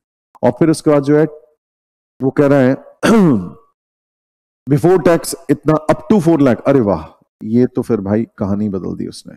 वो कहता है हमारा जो ये 13% है 40 लाख का, और बियॉन्ड 40 लाख में 60 लाख। आप पहली चीज तो ये देखो, टोटल 5 करोड़ रुपए चाहिए, उस 5 करोड़ का 60% इक्विटी चाहिए, मींस कितना हो गया 3 करोड़। इस 5 करोड़ का 20% डेट है, दैट इज से 1 करोड़, और 20% रिटेन अर्निंग है, मतलब अगेन 1 करोड़। तो ये सबसे पहली चीज तो भाई मैंने ये बोला कि 5 करोड़ रुपए, उसका 60% तो ये हो गया 3 करोड़ इक्विटी, ये डेट, ये हो गया जैसा भी है debentures debt whatever, 20% of 5 crore ये लिख दिया, और रिटेन अर्निंग्स जो है 20% ऑफ 5 करोड़ ये हमने लिख दिया 1 करोड़ रुपए। अब बारी आती है गाइस, हमने जो ऊपर निकाला था वो D1 अपॉन P0 प्लस जी निकाला था, ये KRE है। ये D1 अपॉन P0 प्लस जी जो निकाला था 19%, दिस इज KRE। भाई इसमें तो आप मार्केट प्राइस लेके चलते हो, तो ये मार्केट प्राइस लेके चले, तो ये हम लोगों ने कहा भाई ये KRE है, ये दिस इज KRE। हाँ, के निकालने के लिए D1 3.12 है, और उसमें मुझे क्वेश्चन में नेट प्रोसीड्स बता दिया कि भाई मेरे को अगर मैं इशू करूंगा इक्विटी तो मेरे को नेट प्रोसीड्स कितनी आएगी, नेट प्रोसीड्स 14 आएगी। तो ये मैंने क्या किया, D1 अपॉन NP प्लस जी किया। जी तो वही है जो 4% ऊपर निकाला हुआ था, D1 वही है जो हमने निकाल रखा था, बस यहाँ पे NP आ गया। ये मार्जिनल कॉस्ट ऑफ इक्विटी कैसे निकला, D1 अपॉन NP प्लस जी ऐसे करके निकला। तो ये अगर हमने निकाला तो ये हमारा जो है मार्जिनल कॉस्ट ऑफ इक्विटी हो गया, ये 26.29% अप्रोक्सीमेटली हुआ। अब cost of debt after tax निकालना है, तो पहले 40 लाख का 13% है, अगले 60 लाख का 15% है, इंटू 1 माइनस टी करो, तो ये आपका जो है टोटल 1 करोड़ के डेट की एवरेज कॉस्ट आ जाती है 8.52%। Now once you have done this, इसके बाद क्या करना है, ये इक्विटी ये रहा 60% वेट 3 करोड़ रुपए, 90 ये रिजर्व्स की कॉस्ट हमारी 19% थी 1 करोड़ रुपए 20%, और ये 8.52 20% 1 करोड़ रुपए, ये हमारा overall cost of capital marginal funds का आ गया। यहां जो सी इंस्टीट्यूट है हमारे रिस्पेक्टिव इंस्टीट्यूट, रिस्पेक्टेड इंस्टीट्यूट, इसमें जिन्होंने भी ये आंसर प्रिपेयर किया है, भाई मेरी तो एक सिंसियर रिक्वेस्ट है कि जी इसको ठीक कर लो। फर्स्ट पार्ट सही है, फर्स्ट पार्ट में कोई टेंशन नहीं है, फर्स्ट पार्ट ये 19% सही निकाला है, ये केडी सही निकाला है, ये दूसरा केडी भी सही निकाला है, कोई टेंशन नहीं है, ठीक है जी। एज द केस में भी कौन सा है ये केपी सही निकाला, सॉरी ये केडी सही निकाला, ये दूसरा केडी भी सही निकाला है, ये ओवरऑल कॉस्ट ऑफ कैपिटल पहला वाला सही निकाला, सब सही है, मस्त है, यहां तक कोई टेंशन नहीं है। हाँ, इसके बाद जो ये चीज है ये गड़बड़ कर दी कि मार्जिनल कॉस्ट ऑफ इक्विटी इतनी ले ली, 26 पॉइंट हमारा 29 आ रहा है, वैसे मैंने जब कैलकुलेशन करी थी तो तो एज द केस में भी ये इन्होंने पहले ये लंबा रास्ता ले लिया, बट स्टिल ओवरऑल कॉस्ट इन्होंने 8.52 ही डेट की एवरेज कॉस्ट निकाली, दैट इज फाइन। अब ये इन्होंने रिजर्व्स की कॉस्ट ये ले ली, ये गलत है। This part is wrong, this should be 19%। बाकी कोई दिक्कत नहीं, उसकी वजह से ये गलत हो गया, उसकी वजह से ये गलत हो गया, ये गलत हो गया, दैट्स इट। तो ये मेरी रिक्वेस्ट है कि भाई इसमें रिटेन अर्निंग में कभी आप नेट प्रोसीड्स नहीं लेते हो, issue price net of flotation cost नहीं लेना चाहिए, पाप है, ठीक है जी, ये नहीं लिया जाता। आपके material, study material, book, international material, कहीं का भी कॉन्सेप्ट देख लो, retained earning does not carry flotation cost, तो एनपी नहीं लेते हैं हम लोग, मार्केट प्राइस लेते हैं। अपॉर्चुनिटी कॉस्ट या इम्प्लिसिट कॉस्ट होती है इक्विटी शेयरहोल्डर्स की, तो ये मिस्टेक है, which is obviously not a small mistake, it's a blunder, but still anyhow please correct कर लेना चाहिए। अब बढ़ते हैं आगे। नाउ तीसरा सवाल देखते हैं दोस्तों। तीसरा सवाल, third question is capital structure. बहुत ही सिंपल क्वेश्चन है। थर्ड क्वेश्चन कैपिटल स्ट्रक्चर का है, इंडिफरेंस पॉइंट का क्वेश्चन है। तो अगर आप देखोगे तो इंडिफरेंस पॉइंट होपफुली ये रहा, कैपिटल स्ट्रक्चर इससे पहले है। इसमें कैपिटल स्ट्रक्चर में क्या है, कंपनी लॉन्ग टर्म फंड्स अलग अलग सोर्सेज से अरेंज कर सकती है। अब उनके अलग अलग कैपिटल स्ट्रक्चर हो सकते हैं। अब वो कैपिटल स्ट्रक्चर में इंडिफरेंट कब होंगे, भाई सिंपल सी बात है, हम indifference point level of EBIT को एक्स ले लेते हैं, इंडिफरेंस लेवल ऑफ ईबीआईटी को एक्स ले लेते हैं, और उस हिसाब से ये एक्स माइनस आई इंटरेस्ट, ठीक है जी, ये इंटरेस्ट ऑफ पहला प्लान हो गया, into 1 minus T minus preference event, ये तो पहले प्लान में ही है। ये let's second example, interest of second plan हो गया, into 1 minus T upon number of equity shares of plan 2। ऐसे करके हम लोग सॉल्व कर देते, कुछ भी नहीं है इसमें, सिंपल है। यही चीज अब हम लोग इस क्वेश्चन में करने वाले हैं। ये करंट कैपिटल स्ट्रक्चर दिया हुआ है एक्सवाईजी लिमिटेड का, इक्विटी शेयर कैपिटल दिया हुआ है 7 लाख शेयर्स ऑफ ₹20 ईच, ये 7 लाख शेयर्स ऑफ ₹20 ईच है। और उसने क्या बोल रखा है, रिजर्व्स जो है वो हमारे 10 लाख हैं, 9% बॉन्ड जो है वो 3 करोड़ रुपए के, 11% प्रेफरेंस शेयर कैपिटल जो है 3 lakh shares of face value 50 रुपए, एडिशनल फंड जो है आर रिक्वायर्ड एक्सवाईजी के 5 करोड़ रुपए। देखो ऑलरेडी इनके पास कितने रुपए हैं, ऑलरेडी देखो, if you see what is the amount, this into this 7 lakh into 20, 1 crore 40 lakh है, 10 लाख का रिजर्व है, 1 करोड़ 50 लाख हो गया, प्लस 3 करोड़ का 9% बॉन्ड्स है, 450 हो गया, और ये 30,000 इनटू दिस, ये 150 और हो गया, 6 करोड़ का एग्जिस्टिंग कैपिटल है, 6 करोड़ का एग्जिस्टिंग कैपिटल है, और 5 करोड़ रुपए इनको और चाहिए। तो सबसे पहली चीज मैंने यही चीज कर दी। मैंने क्या कहा, मैंने कहा भाई एक चीज देखो, 1 करोड़ 40 लाख का जो है इक्विटी शेयर कैपिटल है, रिजर्व जो है 10 लाख का है, 9% बॉन्ड जो है वो 3 करोड़ के हैं, 11% प्रेफरेंस शेयर कैपिटल जो है 1 करोड़ 50 लाख का एग्जिस्टिंग, तो इतना हो गया। अब ये जो 5 करोड़ उसने रेस करना है, वो उसने मेरे को कैसे कैसे बताया। उसने कहा भाई 5 करोड़ रुपए जो रेस करना है उसके 2 ऑल्टरनेटिव हैं। एक ऑल्टरनेटिव तो क्या है, ये 5 करोड़ में से 25% तो इक्विटी कैपिटल ले लो, मींस 1 करोड़ 25 लाख, और 75% जो है आप डेट ले लो, दैट इज 3,75,000 का, 3 करोड़ 75 लाख का, सॉरी 3 करोड़ 75 लाख का 10% रेट ऑफ इंटरेस्ट का डेट ले लो। इस केस में पी रेशियो जो है 12 होगी, कोई दिक्कत नहीं। नेक्स्ट प्रपोज ऑल्टरनेटिव सेकंड, इसमें कह रहा है रेज दी फंड्स 50% डेट, तो इसका 50% debt means what, 2 crore 50 lakh. Rest कहता है 12% प्रेफरेंस शेयर कैपिटल से, कहने का मतलब 50% जो है वो ले लेंगे, 2 करोड़ 50 लाख जो है वो ले लेंगे हम लोग प्रेफरेंस शेयर कैपिटल से, और इसमें हमारा पी रेशियो जो है 11 होगा। कहता है नया equity will be issued at a face value, 20 रुपए का इशू करेंगे। कहता है भाई मेरी बात सुनो, हमारा इशू प्राइस 20 रुपए ही है। तो कहने का मतलब अगर आपको number of new equity shares निकालने हैं इस केस में, तो 1 करोड़ 25 लाख डिवाइड बाय 20, और यहां पर जो आपने इक्विटी शेयर इशू करने हैं ये 2 करोड़ 50 लाख डिवाइड बाय 20, ये नए additional number of equity shares in both the cases हो गए। ये नया वाला प्रेफरेंस शेयर कैपिटल होगा 12% का, ये नया वाला डेट हो गया 10% का। एग्जिस्टिंग में ऑलरेडी 9% बॉन्ड ही है और 11%, ये तो दोनों सिचुएशन में है, चाहे जो मर्जी कैपिटल स्ट्रक्चर लो। अब वो कहता है एक काम करो, इंडिफरेंस पॉइंट निकालो दोनों अल्टरनेटिव का, और वो कह रहा है कि हम लोग जो है टैक्स रेट, ये टी दिया हुआ है आपको, टैक्स रेट टी 34%। सिंपल है, इंडिफरेंस पॉइंट का इक्वेशन लगाने से पहले सबसे पहली चीज हम क्या कहते हैं, 5 करोड़ रुपए में से 6,25,000 शेयर्स, ये देखो कैसे निकाले हमने, ये हमने 1 करोड़ 25 लाख डिवाइडेड बाय 20 करूंगा तो ये मेरा 6,25,000 शेयर्स आता है, और सेकंड केस में आपने क्या करना है, ये 12,50,000 शेयर्स कैसे, वंस अगेन ये आपका 2,50,00,000 डिवाइड बाय 20 करूंगा तो 1,25,00,000 और सॉरी 12.5 शेयर्स 12,50,000 हो गया। 10% डेट इसमें है तो ये 5 करोड़ आपके पास ऐसे आ गए। 12% प्रेफरेंशियल कैपिटल 2.5 करोड़, ये यहां ये रहा। नाउ एग्जिस्टिंग में ऑलरेडी हमारे पास शेयर्स थे, कितने शेयर्स थे अगर आप क्वेश्चन में देखोगे तो एग्जिस्टिंग में उसने मुझे कितने शेयर्स दे रखे हैं, 7 lakh.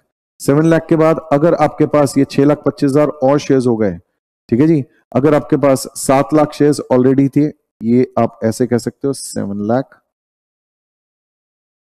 Plus 6,25,000 bracket multiplied by 20, तो ये आ गया। और सिमिलरली 7 लाख प्लस अब यहां हमारे नए इक्विटी शेयर्स हैं 12,50,000, तो 19,50,000 हो गया। इनटू 20 करोगे तो ये आपका 3,90,00,000 हो गया। ये मेरा इक्विटी शेयर कैपिटल हो गया। रिजर्व्स तो वही है, 10 लाख ही था, 10 लाख ही है। 9% बॉन्ड सेम है, 11% प्रेफरेंस शेयर्स दोनों में सेम है, ये दोनों में सेम है, सेम सेम सेम सेम। इसमें बस ये 3,75,00,000 का 10% डेट है, उसमें जो है 12% प्रेफरेंस शेयर कैपिटल है 2.5 करोड़ का। ये आप नहीं भी लिखोगे तो भी चलता है, इतना कोई जरूरी नहीं है, ये लिखना जरूरी है। ये कंबाइंड कैपिटल नहीं भी लिखोगे तो चलेगा, इट इज योर कॉल। अब क्या है, इंटरेस्ट ऑन प्रपोजल 1 क्या हो जाएगा भाई, 3 करोड़ रुपए में 9% और 3,75,00,000 पे 10%। और इसमें क्या हो जाएगा, 1,50,00,000 का प्रपोजल 1 में 11% डिविडेंड, दैट्स इट। ये इसका पीडी हो गया प्रपोजल 1 का, और ये इंटरेस्ट ऑफ प्रपोजल 1 हो गया। नेक्स्ट 64,50,000। और प्रपोजल 2 की बात करें तो प्रपोजल 2 में क्या हो रहा है, प्रपोजल 2 में कहता है भाई 1,50,00,000, 1,50,00,000 का 11% और 2,50,00,000 का 12%, ये हम लोगों ने निकाला। ये हमारा है इंटरेस्ट ऑफ, ये preference event, sorry my bad, ये इंटरेस्ट ये रहा प्रपोजल 2 का, I2, ये PD2, 27 लाख और 46,50,000। आगे फिर बारी आती है, अब आपने क्या करना है, अब आपने इन दोनों को इक्वेट कर देना है, x माइनस इसका इंटरेस्ट पहले वाले का into 1 minus 34% minus preference dividend ये 16,50,000 जो ये था, ठीक है जी, x माइनस ये 27 lakh interest of 2 into 1 minus 0.34 और माइनस 46,50,000, 13,25,000 शेयर से डिवाइड किया, इनको इक्वेट किया, इक्वेट करने के बाद आपका फाइनल आंसर जो है इंडिफरेंस पॉइंट ये आ गया। ये परफेक्ट है, ये सब सही है, मस्त है, रापचिक प्रेजेंटेशन है, बहुत बढ़िया प्रेजेंटेशन है। इसको यस थोड़ा सा मिनिमाइज किया जा सकता है, दो मैंने भी नहीं किया है, मैंने भी इसको प्रेजेंटेशन को खास मिनिमाइज नहीं किया है, बट आप इस प्रेजेंटेशन को अगर मिनिमाइज करना चाहो तो कर सकते हो, बट आंसर आपका ऑब्वियसली ये रहा, ये रहा 72, 63, 636, this is what we were talking about. चलो नक्की है, आगे बढ़ते हैं, let's move to the third answer, ठीक है जी। थर्ड आंसर, इसमें कोई दिक्कत नहीं है, ये हो गया second, fourth answer sorry, leverages की बात करते हैं। ओके गाइस, लीवरेजेस की बात करते हैं, तो लीवरेजेस में what we are talking about, सबसे पहली चीज एक बार क्विकली रिवाइज कर लेते हैं लीवरेजेस का कॉन्सेप्ट्स जो इस क्वेश्चन से रिलेटेड है। पॉकेट बुक का सिर्फ वही कॉन्सेप्ट्स मैंने यहाँ पे रखे हैं। ओके, लीवरेजेस, लीवरेजेस, ये रहा लीवरेजेस। सो गाइस, लीवरेजेस तीन तरह के रिस्क हम लोग कहते हैं, एक तो ऑपरेटिंग रिस्क है या बिजनेस रिस्क है, एक फाइनेंशियल रिस्क है।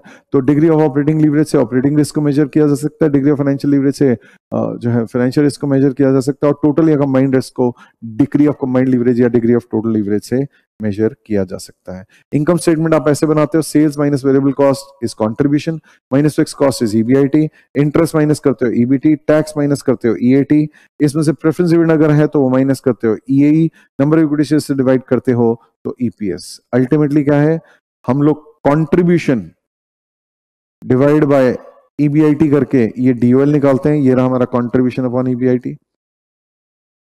दूसरा, डीओएल निकालने के बाद डीएफएल अगर आपको निकालना है तो EBIT upon EBT minus preference dividend upon 1 minus T, financial fix cost का इंपैक्ट। और टोटल लीवरेज दैट इज से डीओएल इनटू डीएफएल या contribution upon EBT minus preference dividend upon 1 minus T. इस सवाल में वैसे प्रेफरेंस डिविडेंड नहीं है, तो एक बार क्विकली इस क्वेश्चन को हम लोग देख लेते हैं। मैंने इसकी प्रेजेंटेशन बड़ी सिंपल स्टेटमेंट फॉर्मेट में की है, तो मैं अभी आप लोगों को दिखा देता हूं। पहले क्वेश्चन, ऐसे क्वेश्चन हम लोगों ने क्लास में भी किए हुए हैं, बुक में भी कही हैं, कोई इसमें बड़ी बात नहीं है, बड़ा सिंपल है, बहुत ही आसान है। एबीसी 3 कंपनीज हैं।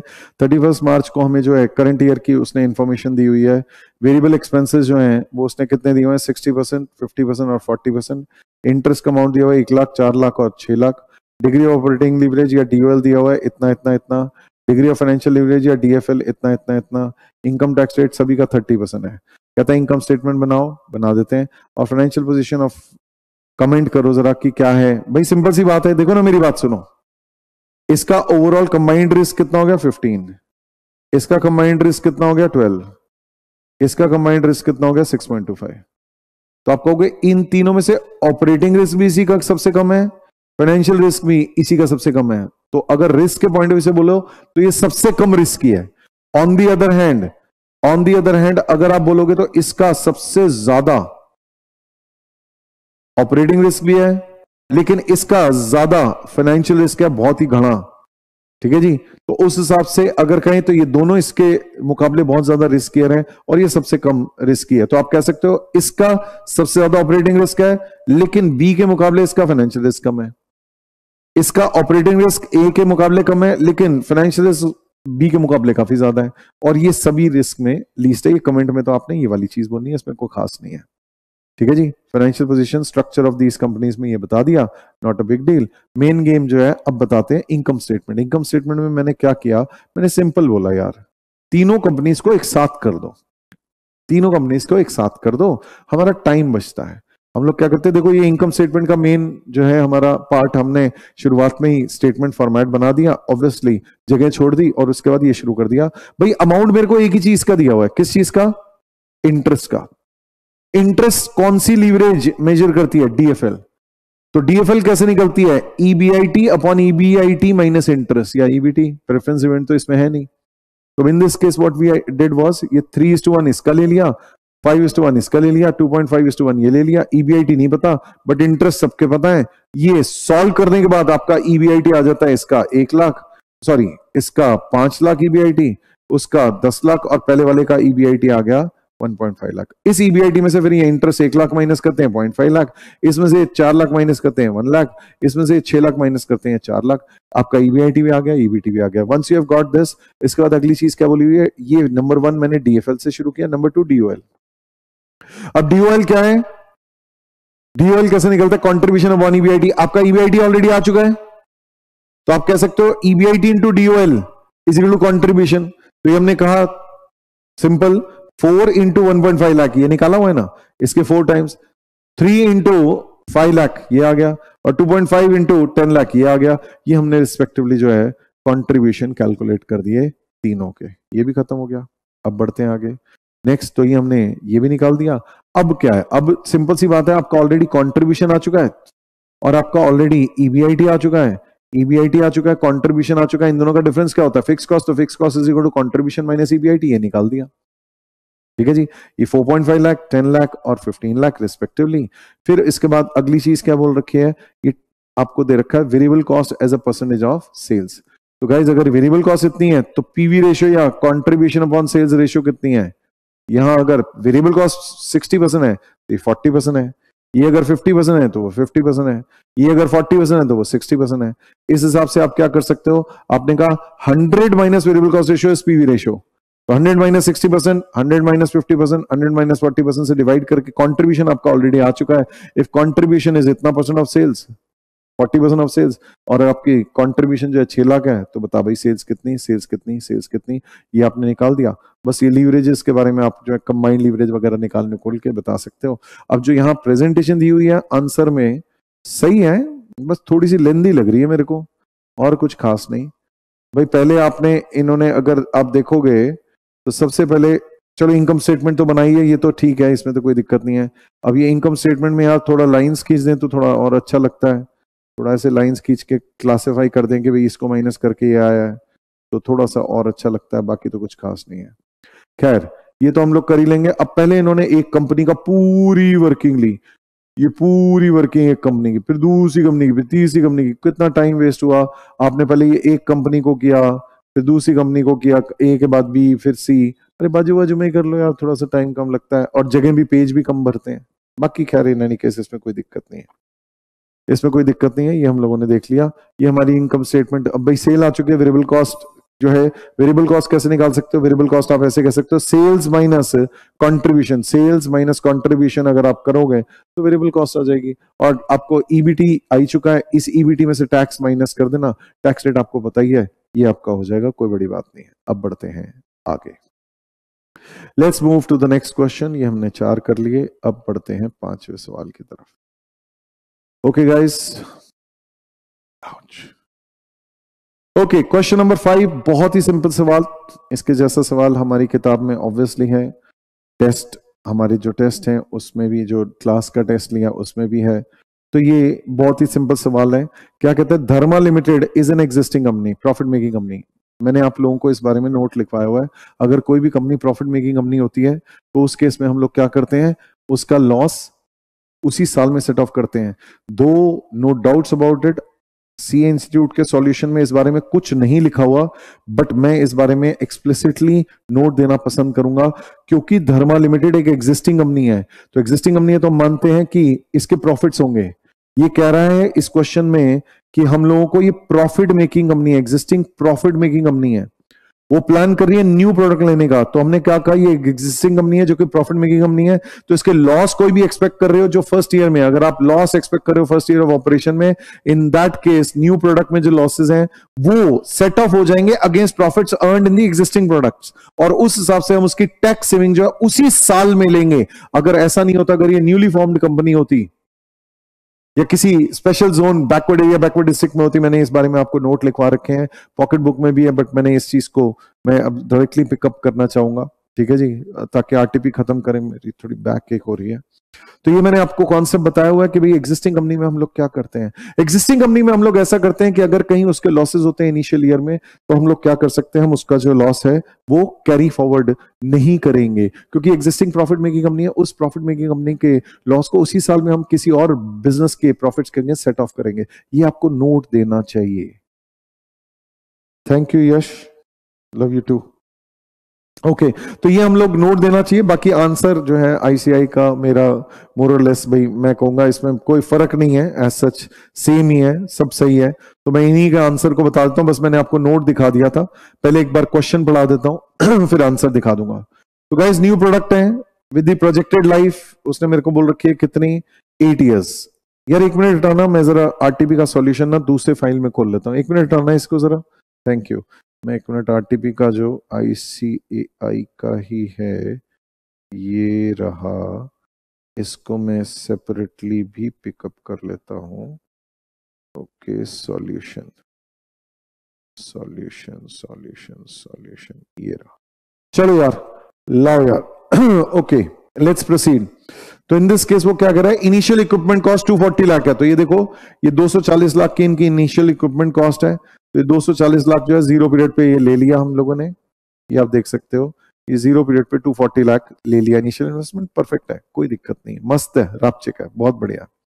कहता है एडिशनल इक्विपमेंट कॉस्ट 26 लाख रुपए लगेगी थर्ड ईयर में। तो ठीक है जी, बहुत ही बढ़िया। ये 26 लाख रुपए जो है ये थर्ड ईयर के एंड, थर्ड ईयर के बिगिनिंग में, ये बहुत जरूरी है, ये ध्यान देना है। लो, इसको मैं अंडरलाइन करवाना चाहूंगा यहां पे। ये देखो, ये थर्ड ईयर की बिगिनिंग में, जरा ढंग से नहीं पढ़ा, 2 बार क्वेश्चन नहीं पढ़ा। मैंने आपको हमेशा बोला है 2 बार क्वेश्चन पढ़ो।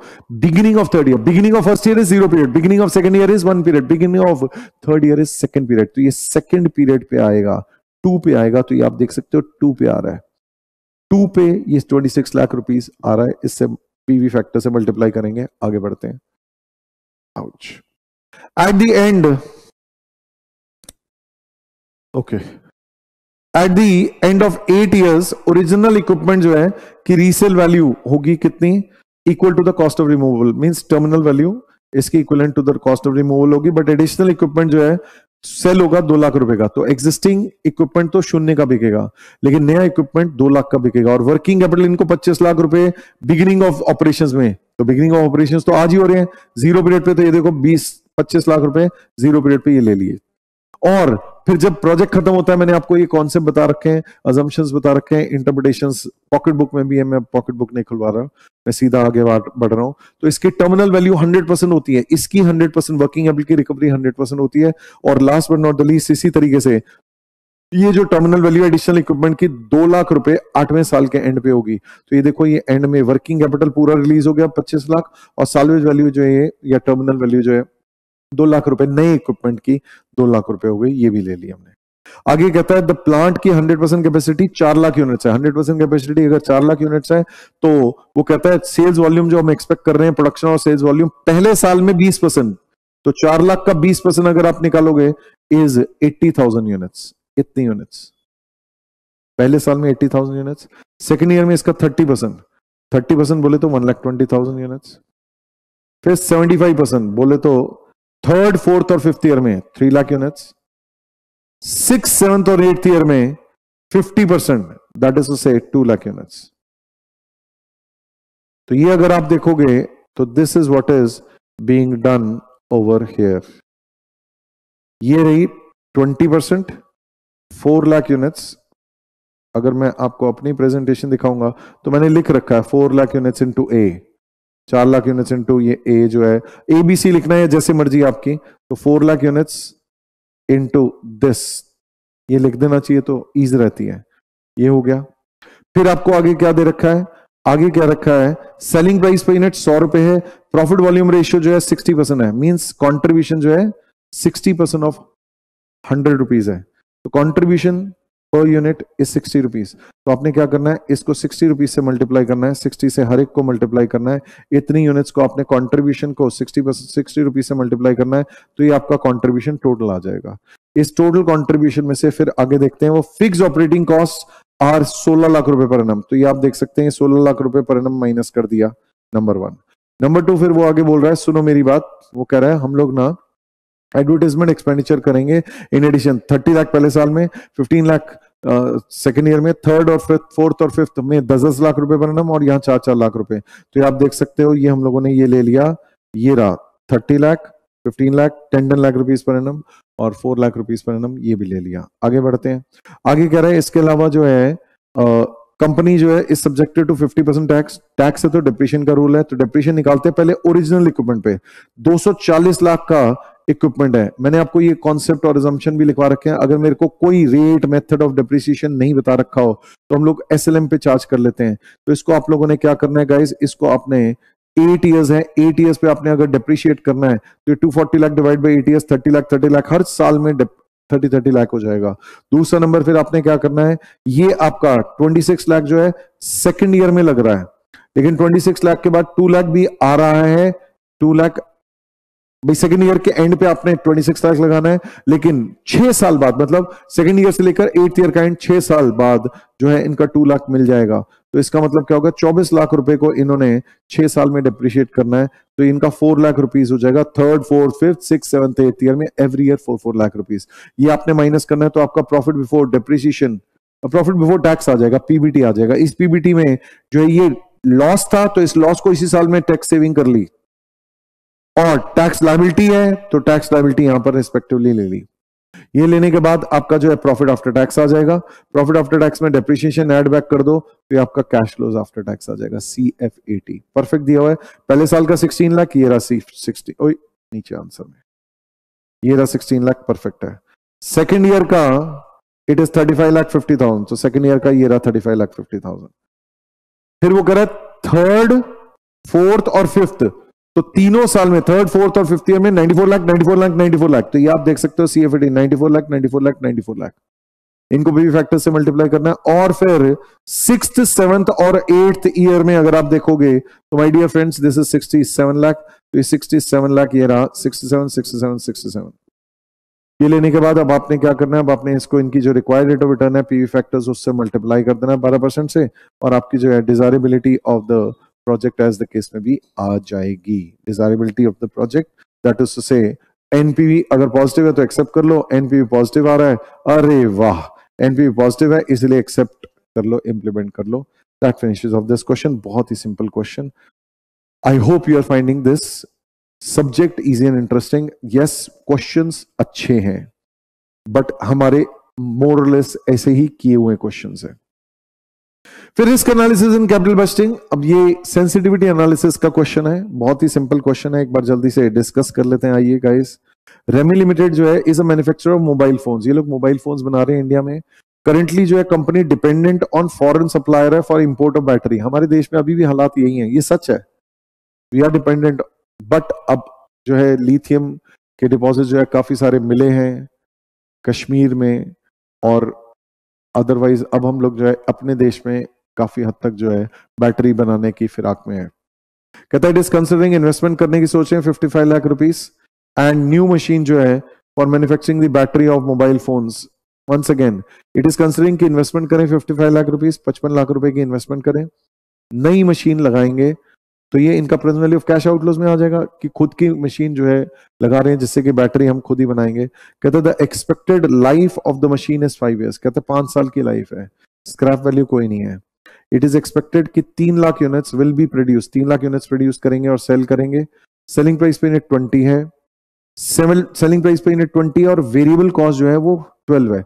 सेलिंग प्राइस अगर 20 है, वेरिएबल कॉस्ट अगर 12 है, तो कंट्रीब्यूशन कितना हुआ? Selling price minus variable cost 12।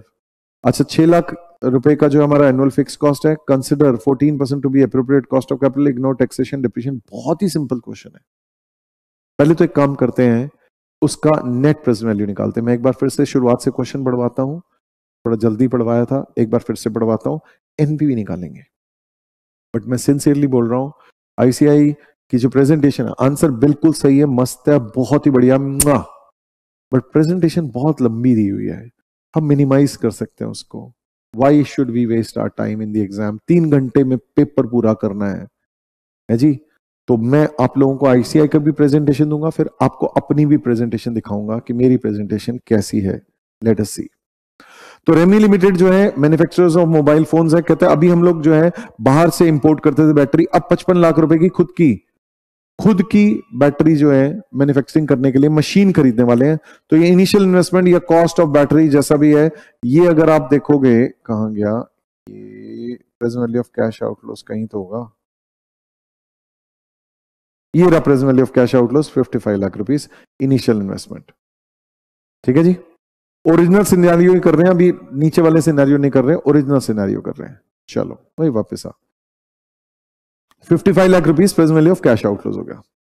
अब देखो 3 लाख यूनिट्स इन्होंने बेचनी है, सेलिंग प्राइस 20 है, वेरिएबल कॉस्ट 12 है, तो कंट्रीब्यूशन 8 हुआ, 20 minus 12 8 multiplied by 3 lakh units करनी है। तो ये आप देख सकते हो, ये 20 माइनस 12 8 आया, इस 8 को 3 लाख यूनिट से मल्टीप्लाई किया, 24 लाख हमारा कंट्रीब्यूशन आ गया। इस कंट्रीब्यूशन में से हम लोगों ने क्या करनी है, हमारी फिक्स कॉस्ट 6 लाख रुपए है, ये माइनस करनी है। टैक्स यानी डिप्रीशिएशन का कोई रोल नहीं है, चुपचाप से ये 6 लाख रुपए माइनस करो, ये 6 लाख माइनस करके हमारा 18 लाख रुपीस आ जाता है। इस 18 लाख रुपीस को 14% के present value unity factor of 5 years से मल्टीप्लाई कर दो, तो 14 पर जो है ये इनका जैसा भी इनका रिक्वायर्ड रेट ऑफ रिटर्न ये 14% दिया हुआ है, 5 साल की उसने लाइफ दी हुई है, इस 5 साल की लाइफ से present value unity factor multiply किया, दिस इनटू दिस, ये मेरा present value of cash inflows आ गया। This is present value of cash inflows minus present value of cash outflows, NPV positive है। प्रोजेक्ट अच्छा लग रहा है अभी तक, बट अब वो क्या कर रहा है, नहीं सुनो मेरी बात हो, हेलो, रिस्क है यार, डर लग रहा है, दिल धक धक करने लगा, मुरा जियरा डरने लगा।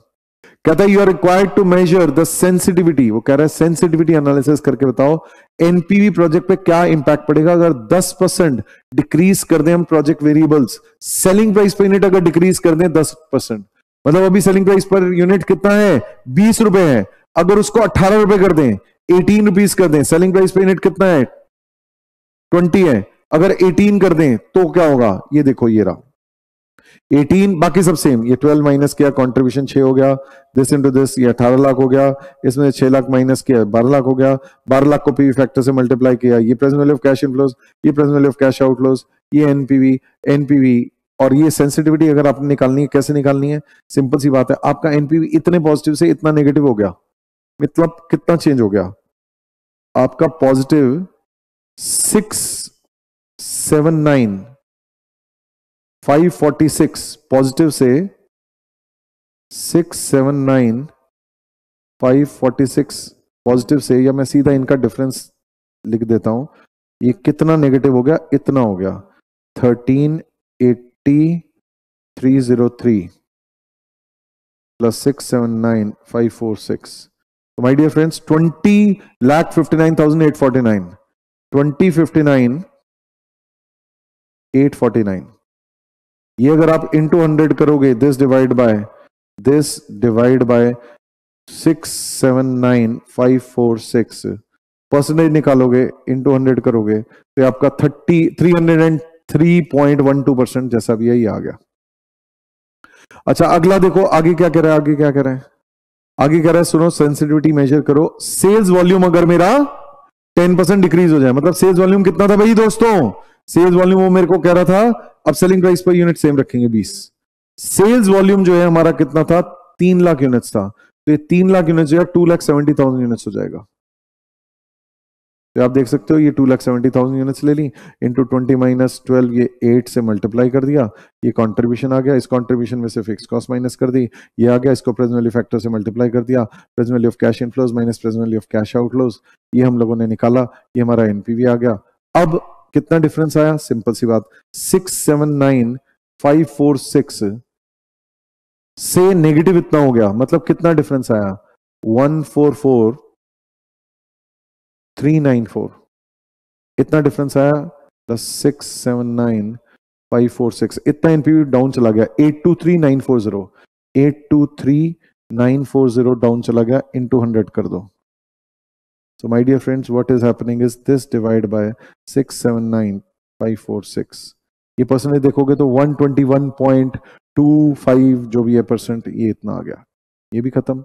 Last but not the least is आखिरी क्या है दोस्तों, आखिरी है कि 10% इंक्रीज इन फिक्स कॉस्ट कर दो। फिक्स कॉस्ट अभी कितनी थी, 6 लाख थी, 6 लाख की 6 लाख 60,000 कर दो, बाकी सब सेम है, ये 3 लाख ही है, ये 20 ही है, ये 12 ही है, तो इसमें मल्टीप्लाई करो 3 लाख इंटू 10 24 लाख, 24 लाख में से बस ये 10% ये चेंज करना है, 660 ये हो गया, ये हो गया, ये रिवाइज एनपीवी हो गया, ये रिवाइज एनपीवी, आपका एनपीवी कितना कम चला गया, यहां से लेकर यहां तक कितना हो गया, तो आप ऐसे कर सकते हो 679,546 से ये डाउन जाके हमारा 473,561 हो गया, मतलब 205,985 डाउन चला गया, 205,985 डाउन चला गया, 679,546 से इंटू 100 करेंगे, दिस डिवाइड बाय 679,546,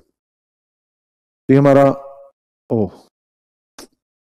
फिर से 205,985 डिवाइड बाय 679,546, तो ये परसेंटेज में 30.31% एज द केस में भी ये आ गया, खत्म है। वैसे कोई खास हाई फाई चीज नहीं है, बट पर्सनली मैं ये वाली स्टेटमेंट्स नहीं बनाऊंगा, मैं सीधा ये सेंसिटिविटी निकालूंगा, मेरे से मांगी सेंसिटिविटी है, मैं ओरिजिनल स्टेटमेंट बनाऊंगा। जैसे अगर आप मेरा आंसर देखोगे तो मैंने आंसर क्या किया है, मैंने आंसर अगर आप देखोगे तो मैंने आंसर यही किया है, मैंने एक स्टेटमेंट बनाई है ओरिजिनल, मैंने ओरिजिनल एक स्टेटमेंट बनाई है, ये रही, इस ओरिजिनल स्टेटमेंट में ये मेरा एनपीवी आ गया, इसमें कोई दिक्कत नहीं है, बाजू के कोई नहीं, सिर्फ इंपैक्ट लिया कि भाई मेरा इंपैक्ट क्या हो रहा है। सिंपल सी बात है, 2 रुपए selling price per unit, 3 lakh units पे कितना 6 लाख रुपए का हर साल का इंपैक्ट है, इंटू 3.4331 इतना एनपीवी मेरा डाउन चला जाएगा, जो हमने इतनी लंबी कैलकुलेशन करके इस तक पहुंचे हैं, ये पूरी स्टेटमेंट बना के सीधा हमने निकाल दिया। भाई 2 रुपए सेलिंग प्राइस पर यूनिट आपने कम करना है तो 30,000 यूनिट, 3 लाख यूनिट्स पे 6 लाख रुपए एनुअली हो जाना है, into present value unity factor, सीधा ये 2059 डिवाइड बाय दिस, ये मैंने सीधा ये निकाल दिया।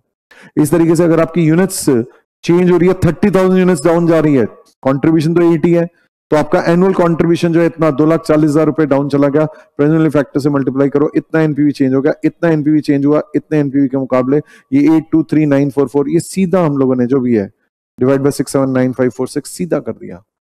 और last but not the least, भैया 10% फिक्स कॉस्ट बढ़ रही है, मतलब 60,000 की फिक्स कॉस्ट बढ़ रही है, इंटू 3.4331, ये आपका सीधा सीधा, ये शॉर्टकट्स मैंने आपको क्लास में सिखाए हुए हैं, बताए हुए हैं। आप लोगों को सेंसिटिविटी एनालिसिस के क्वेश्चंस मैंने आपको बताए थे, भाई we can show this sensitivity straight away and it is a perfect presentation, it is full out of full marks, कोई मार्क्स नहीं होने चाहिए उस चीज को जबरदस्ती पूरी इनकम स्टेटमेंट बनाने के मतलब नहीं बनता। आपने मुझसे सेंसिटिविटी मांगी है, मुझे इनकम स्टेटमेंट बनाने को, सॉरी ये एनपीवी रिकैलकुलेट करने को फिर से बोला हो कि नहीं जी आप you again and again recalculate the NPV, recalculate the NPV, हमें हमेशा उसने सिर्फ मेजर दी सेंसिटिविटी बोला है, या तो बोलता recalculate the NPV and then measure the sensitivity, तो अलग चीज थी, तो मुझे करना पड़ जाता। पर अगर वो सिर्फ मेजर दी सेंसिटिविटी है तो मैं पहले रिकैलकुलेट दी एनपीवी करके नहीं करूंगा, मैं सीधा सीधा इस तरीके से उसका इंपैक्ट ले लूंगा। ठीक है जी, I hope you are finding this subject and this topic easy and interesting. ये बड़ा ही सिंपल सा सवाल था, अब बढ़ते हैं आगे। गाइस नेक्स्ट क्वेश्चन बहुत ही आसान सवाल है, डिविडेंड डिसीजन का expected Modigliani Miller theory examination में काफी बार आती है। ठीक है गाइस, तो let us see what is done and what has to be done. तो माय डियर फ्रेंड्स, मैं पर्सनली बोलना चाहूंगा कि मैं इसके आंसर को जो है, मैंने अगेन अपनी प्रेजेंटेशन दी है, शॉर्ट एंड स्वीट प्रेजेंटेशन दी है, बट स्टिल एक बार जल्दी से क्विकली देख लेते हैं क्वेश्चन क्या कह रहा है। Rambo limited has 1 lakh equity shares, इनके 1 लाख इक्विटी शेयर्स हैं आउटस्टैंडिंग, ये number of equity shares outstanding है, और वो क्या कह रहा है, current market price per share, current market price per share जो है वो हमारा कितना है my dear friends, once again, so 1 lakh equity shares और ईयर 2022 में इनके आउटस्टैंडिंग है, 2022 में इनके 1 लाख शेयर्स आउटस्टैंडिंग है, तो वो कह रहा है कि मार्केट प्राइस पर शेयर इतना है 100 रुपए, तो इसे मैं P0 कह सकता हूं, दिस इज प्राइस नाउ। फिर वो कह रहा है कंपनी इज प्लानिंग टू पे अ डिविडेंड ऑफ 10 रुपीज, इतना D1 देने की सोच रहे हैं। कहता है required rate of return equity share holders की KE जो है इतनी हो गई, जैसे आप बोलो। वो कहता है Modigliani Miller approach follow करो। ठीक है जी, calculate the market price, calculate the market price of the share of the company when dividend is recommended, declared कर रहे हैं और डिविडेंड इज नॉट डिक्लेयर्ड। तो मैंने आपको ये कॉन्सेप्ट बताया हुआ है, हम लोग क्या कर सकते हैं इस केस में, वो मांग क्या रहा है, market price per share of the company that is P1 मांग रहा है, 1 साल बाद का प्राइस मांग रहा है। मैं इसको अलग पेन से लिखता हूं, ये देखो हम कैसे निकालते हैं, हम ऐसे निकालते हैं P1 is equal to P0 into 1 plus KE minus D1।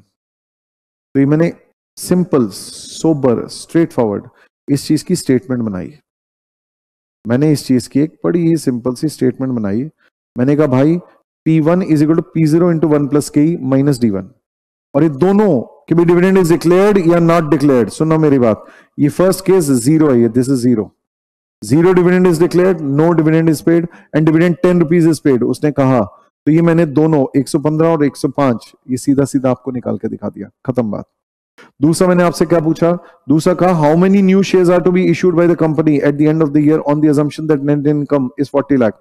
ये वाली चीजें सारी की सारी आपको पॉकेट बुक में सब लिख के दिया हुआ है, सब ये देखो आप लोगों को, all these things have been already taught in the class and given in the pocket book। ये आपने मोदी गिलानी मिलर पढ़ना है भाई, कैपिटल वेस्टिंग नहीं। ये लो जी, ये P0 into 1 plus KE minus D is P1, P0 is equal to, ये इसको रिवर्स कर सकते हैं आप, इसको वहां ले जाओ तो P1 प्लस D1 आ जाएगा, और ये 1 प्लस KE को नीचे ले जाओ तो P0 आ जाएगा अगर निकालना हो तो। देन उसके बाद क्या है, additional number of equity shares investment at the end of year 1 in minus E minus D that is retained earning, इस साल का अर्निंग्स माइनस जो भी डिविडेंड्स दे रहे हैं अपॉन P1 ऐसे करके, और market capitalisation of equity shares is number of equity shares into market price per share. यही चीजें, यही चारों चीजें मैंने आप लोगों को यहां पर ये निकाल के दिखा दी। Investment at the end of year 1 कितनी करनी है, उसने क्वेश्चन में क्या बोला है, कहता है सुनो मैं ना 50 लाख रुपए की इन्वेस्टमेंट करूंगा, ये इन्वेस्टमेंट बजट है। One of the assumptions was कि हमारा फिक्स इन्वेस्टमेंट बजट होता है, तो 50 लाख रुपए की इन्वेस्टमेंट करनी है, डिविडेंड नहीं दे रहे हो तो सारी अर्निंग्स रिटेन हो जाएगी। अर्निंग्स कितनी है, 40 लाख की इनकी नेट इनकम है, तो ये सारी की सारी अर्निंग्स जो है रिटेन हो जाएगी। इसमें 40 लाख रुपए रिटेन होगी, तो 10 लाख रुपए जो है ये लोग 10 लाख रुपीज जो है ये लोग जो है अपना 50 लाख रुपीज में से 40 लाख रुपीज अगर ये रिटेन कर लेंगे, और तो 10 लाख रुपीज के नए इक्विटी शेयर इशू करने पड़ेंगे। और एक शेयर का मार्केट प्राइस 1 साल बाद है कितना, P1 है कितना 115, तो हमने क्या करना है 50 lakh minus 40 lakh that is 10 lakh divide bye 115, ये हमारे नंबर ऑफ इक्विटी शेयर्स आ जाता नहीं है। इसके बाद फिर बारी आती है, अगर हम डिविडेंड देंगे, डिविडेंड कितने देंगे, उसने मेरे को कितना देने को बोला है, उसने कहा भाई डिविडेंड देंगे हम लोग 10 रुपए पर शेयर, तो 10 रुपए पर शेयर ऑन 1 लाख शेयर हो गया 10 लाख। तो अगर हम लोग 50 लाख में से 40 लाख में से सॉरी 10 लाख दे देंगे तो इसका मतलब क्या होगा, हम 30 लाख रिटेन करेंगे। 50 लाख हमें इन्वेस्टमेंट करनी है, 40 लाख अर्निंग है, नेट इनकम है, इसमें से 10 लाख अगर डिविडेंड दे देंगे तो रिटेन करेंगे 30 लाख, तो 20 लाख एडिशनल अरेंज करना पड़ेगा। 20 लाख डिवाइड बाय 105 इज इतने शेयर्स 19, और आपको याद होगा securities are infinitely divisible, fractional shares हम लोग लेते हैं तो इसीलिए फ्रैक्शनल शेयर्स यहां पर लिए हैं। इसको फिर हम लोगों ने क्या करना है, एग्जिस्टिंग हमारे नंबर ऑफ इक्विटी शेयर्स कितने थे तो प्रूव करना है आपको, मार्केट प्राइस जो है वो नहीं अफेक्ट हो रही, डिविडेंड डिस्ट्रीब्यूट करो या ना करो। एग्जिस्टिंग शेयर्स थे 1 लाख, अगर 1 लाख शेयर्स एग्जिस्टिंग थे, एग्जिस्टिंग शेयर्स अगर आपके पास 1 लाख थे, 1 लाख शेयर्स के साथ में आपने इतने और शेयर्स इशू कर दिए, टोटल इतने शेयर्स हो गए इनटू 115 रुपए जो market price at the end of year 1 है, तो ये वैल्यू आ गई 1 करोड़ 25 लाख। और ये सेकंड केस में 1 लाख में इतने शेयर्स आपने और इशू किए 19047.619, इतने आपने और इशू किए, तो उस हिसाब से आपका क्या हो जाएगा, इतने शेयर्स मल्टीप्लाइड बाय 105, ये आपका 1 करोड़ 25 लाख हो जाएगा। एंड वो कह रहा है 10 हमने कंक्लूड किया, इट कैन बी सीन कि वैल्यू ऑफ फर्म जो है same in both the cases है। और अब अगर आप यहां पर इनका आंसर देखें, I don't say it is wrong, it is perfect, but it is very lengthy presentation. कि जी पहले ये हमने पता नहीं P0 is equal to P1 plus D1 upon 1 plus K करके टाइम पास क्यों कर रहे हैं, फिर ये पूरी कैलकुलेशन करके जो है केस 1 किया पूरा, ये केस 1 ही इतनी देर लग गया, इतना टाइम लग गया और इतनी जगह ले गया जितना कि हम लोग ऑलरेडी तीनों बाजू बाजू में दिखा के खत्म कर लेते हैं। ये फिर केस 2 फिर उसी प्रेजेंटेशन से, फिर केस 3 फिर उसी प्रेजेंटेशन से, और फिर एंड में जो है बता रहा है कि भाई ले मेरी बात सुन, आप जो है कहां गया, इतने नंबर ऑफ इक्विटी शेयर्स और इशू करेंगे, ये उसने बताया। और फिर फाइनली मेरे को जो है calculation of value of firm करके बताया।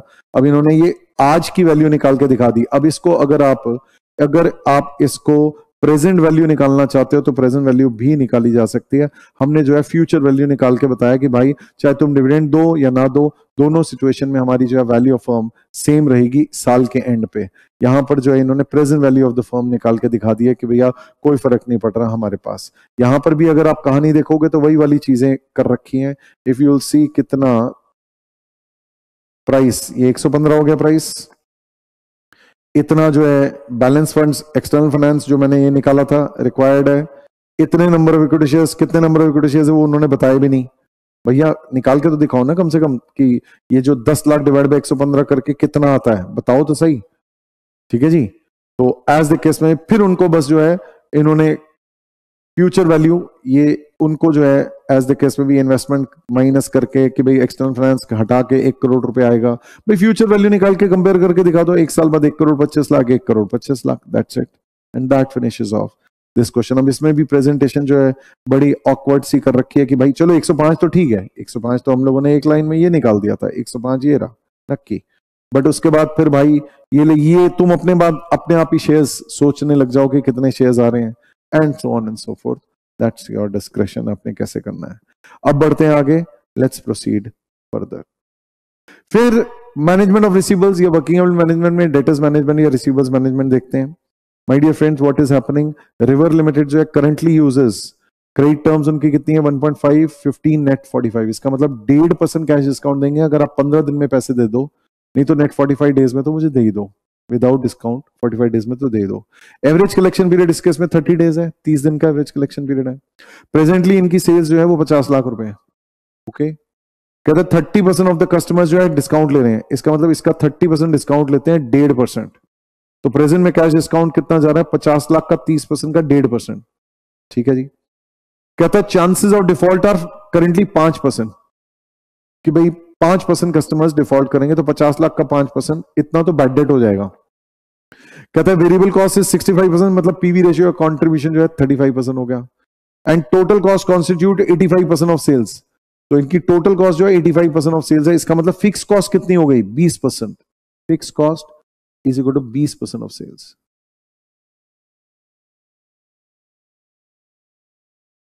Fix cost is equal to 20% of sales. The company is planning liberalisation of credit terms 220 net 50, ये क्रेडिट टर्म्स की लिबरलाइजेशन जो है ये लोग सोच रहे हैं कि भाई हम अभी 1.5% डिस्काउंट देते हैं, सोच रहे हैं क्यों ना 1.5 को 2% कर दें, डिस्काउंट बढ़ा दें। और अभी हम कहते हैं 15 दिन में दोगे तो 1.5% डिस्काउंट देंगे, अब कहेंगे 20 दिन में दोगे तो 2% डिस्काउंट देंगे। क्या लिबरलाइजेशन है। पहले कह रहे थे 45 डेज में दो टोटल नेट, अब कह रहे हैं 50 डेज में दो। इसका इंपैक्ट क्या होगा, इनकी सेल्स जो है वो 5 लाख से बढ़ जाएगी, तो इस पे एडिशनल कंट्रीब्यूशन आएगा कितना भाई आपका, अगर वेरिएबल कॉस्ट इज 65% तो कंट्रीब्यूशन इज 35%, इसका 35% आपको एडिशनल कंट्रीब्यूशन आएगा। लेकिन बैड डेट लॉस जो है वो आपके 10% हो जाएंगे, बैड डेट लॉस जो है आपके 10% हो जाएंगे, और एवरेज कलेक्शन पीरियड जो है वो 25 डेज को हो जाएगा। पहले आपका एवरेज कलेक्शन पीरियड 30 डेज था, अब डिक्लाइन होकर 25 डेज हो जाएगा। There won't be any change in fix cost, कोई फिक्स कॉस्ट नहीं बदलने वाली है। 50% कस्टमर्स, अभी पहले कितने थे, 30% कस्टमर्स ले रहे थे, अब कितनी सेल्स हो जाएगी, 55 लाख की सेल्स। इस 55 लाख की सेल्स के 50% कस्टमर्स 2% कैश डिस्काउंट लेंगे, ये कैश डिस्काउंट हो जाएगा। टैक्स रेट 35% है। कहता है evaluate the policy in comparison with the current policy, current policy के मुकाबले नई पॉलिसी कैसी है, और रिकमेंड करो वेदर इनको न्यू पॉलिसी इंप्लीमेंट करनी चाहिए। Cost of capital post tax या required rate of return post tax इतनी है, और 360 डेज इन अ ईयर लेके चलो। बढ़िया प्रेजेंटेशन दी हुई है, गुड है, बस मार्जिनल एनालिसिस से कर रखा है, ठीक है जी। मैं प्रेजेंटेशन जो है आप लोगों को जब क्लास में कराता हूं तो मैं आपको बोलता हूं भाई मार्जिनल एनालिसिस भी कर सकते हो, मार्जिनल कॉस्टिंग की प्रेजेंटेशन भी दे सकते हो, नहीं तो आप इंक्रीमेंटल एनालिसिस भी कर सकते हो। तो मैंने जो प्रेजेंटेशन दी है गाइस, ऑब्वियसली मैंने वो इंक्रीमेंटल एनालिसिस वाली प्रेजेंटेशन दी है। थोड़ा सा मुझे ऐसा लगता है कि मेरे को टाइम कम लगता है, बाकी फाइनल आंसर, नेट आंसर और डिसीजन जो है वो तो मोर और लेस सेम ही है, but still let us see what is there. तो गाइस सेल्स अभी 50 लाख है, आगे 55 लाख हो गई। इसमें 65% वेरिएबल कॉस्ट काटी, ये काटने के बाद, और फिक्स कॉस्ट जो है 20% इन फर्स्ट केस कि भाई 50 लाख का 20%, तो ये तो दोनों सिचुएशन में 10 लाख ही रहेगी, ठीक है जी। और बैड डेट लॉस जो है पहले 50 लाख का 5% दैट इज 2.5 लाख, अब 55 लाख का 10% दैट इज 5.5 लाख, ये काटेंगे। अब फिर 50 लाख का 30% कस्टमर्स, 15 लाख के कस्टमर्स 1.5% डिस्काउंट ले रहे थे तो इतना कैश डिस्काउंट जा रहा था। 55 लाख के 50% कस्टमर्स जो है 2% डिस्काउंट लेंगे तो 55,000 का डिस्काउंट जाएगा। ये सब माइनस करके आपका प्रॉफिट बिफोर टैक्स आ जाता है। इस प्रॉफिट बिफोर टैक्स में 35% टैक्स माइनस कर देते हो, माइनस करने के बाद प्रॉफिट आफ्टर टैक्स आ जाता है। इसमें से अपॉर्चुनिटी कॉस्ट माइनस करते हैं। अपॉर्चुनिटी कॉस्ट के लिए इन्होंने टोटल कॉस्ट अप्रोच लिया है। Total cost approach that is ये फिक्स कॉस्ट, ये variable cost plus fix cost, ये है वेरिएबल कॉस्ट, ये है फिक्स कॉस्ट इंटू 30/360। पहले आपका एवरेज कलेक्शन पीरियड 30 डेज था, तो एग्जिस्टिंग में ये रही हमारी वेरिएबल कॉस्ट, ये रही हमारी फिक्स कॉस्ट, इन दोनों को जोड़ा, टोटल कॉस्ट ले ली इंटू 30/360 इंटू 10%। दूसरा नंबर, अब हमारी ये रही वेरिएबल कॉस्ट 3575 और 10 लाख ये, और अब हमारा जो है एवरेज कलेक्शन पीरियड है, ये मेरी टोटल कॉस्ट, ये variable cost plus fix cost total cost into 25/360 into 10%।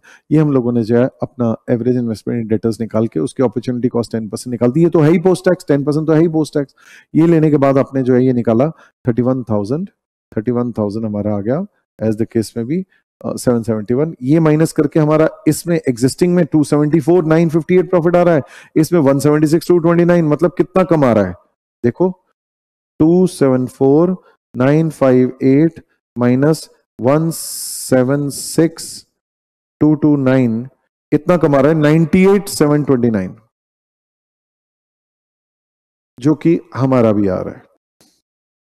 हम क्या कर सकते हैं, हम सीधा इंक्रीमेंटल एनालिसिस है भाई। इस प्रपोजल की वजह से मेरी 5 लाख रुपए की एडिशनल सेल्स होने वाली है। इस 5 लाख रुपए में मेरे को इतना पीवी रेशियो है 35%, क्योंकि 65% तो वेरिएबल कॉस्ट है, तो into 1 minus tax, this is net of tax. तो ये मेरे को नेट ऑफ टैक्स इतना इंक्रीमेंटल कंट्रीब्यूशन आएगा ऑन एडिशनल सेल्स। फिर मेरी अपॉर्चुनिटी कॉस्ट बचेगी, क्योंकि मेरे पहले 30 डेज था, अब 25 डेज एसीपी हो रहा है, तो मेरी पहले वेरिएबल कॉस्ट इतनी थी 50 लाख का 65% और 55 लाख का 65% होगी। पहले मेरी 10 लाख की फिक्स कॉस्ट थी, अभी भी 10 लाख की फिक्स कॉस्ट है। पहले मेरा 30 दिन पैसा बचता था, मेरा 25 दिन पैसा बचेगा।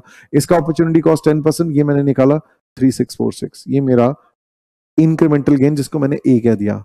बी, भाई पहले मेरा बेड डेट जो था वो था 50 लाख का 5%, अब मेरा 55 लाख का 10% होगा, तो incremental bed date loss net of tax कर दिया, ये मैंने निकाला incremental bed date loss net of tax.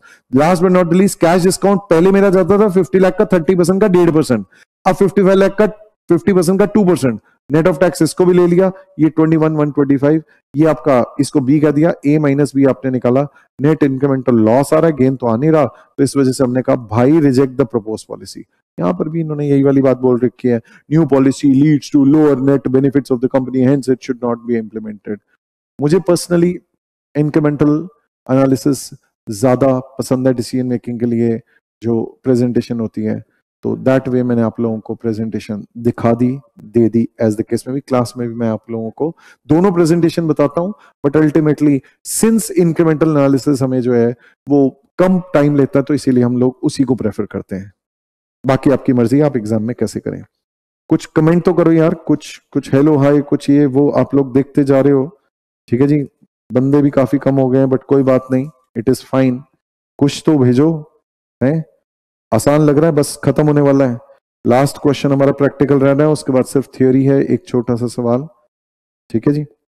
आओ जी, मैनेजमेंट ऑफ वर्किंग कैपिटल। कुछ लव यू सो मच आया था यश का, उसके बाद किसी का love you, I love you sir, मजा आ रहा है, कुछ तो लिखो यार।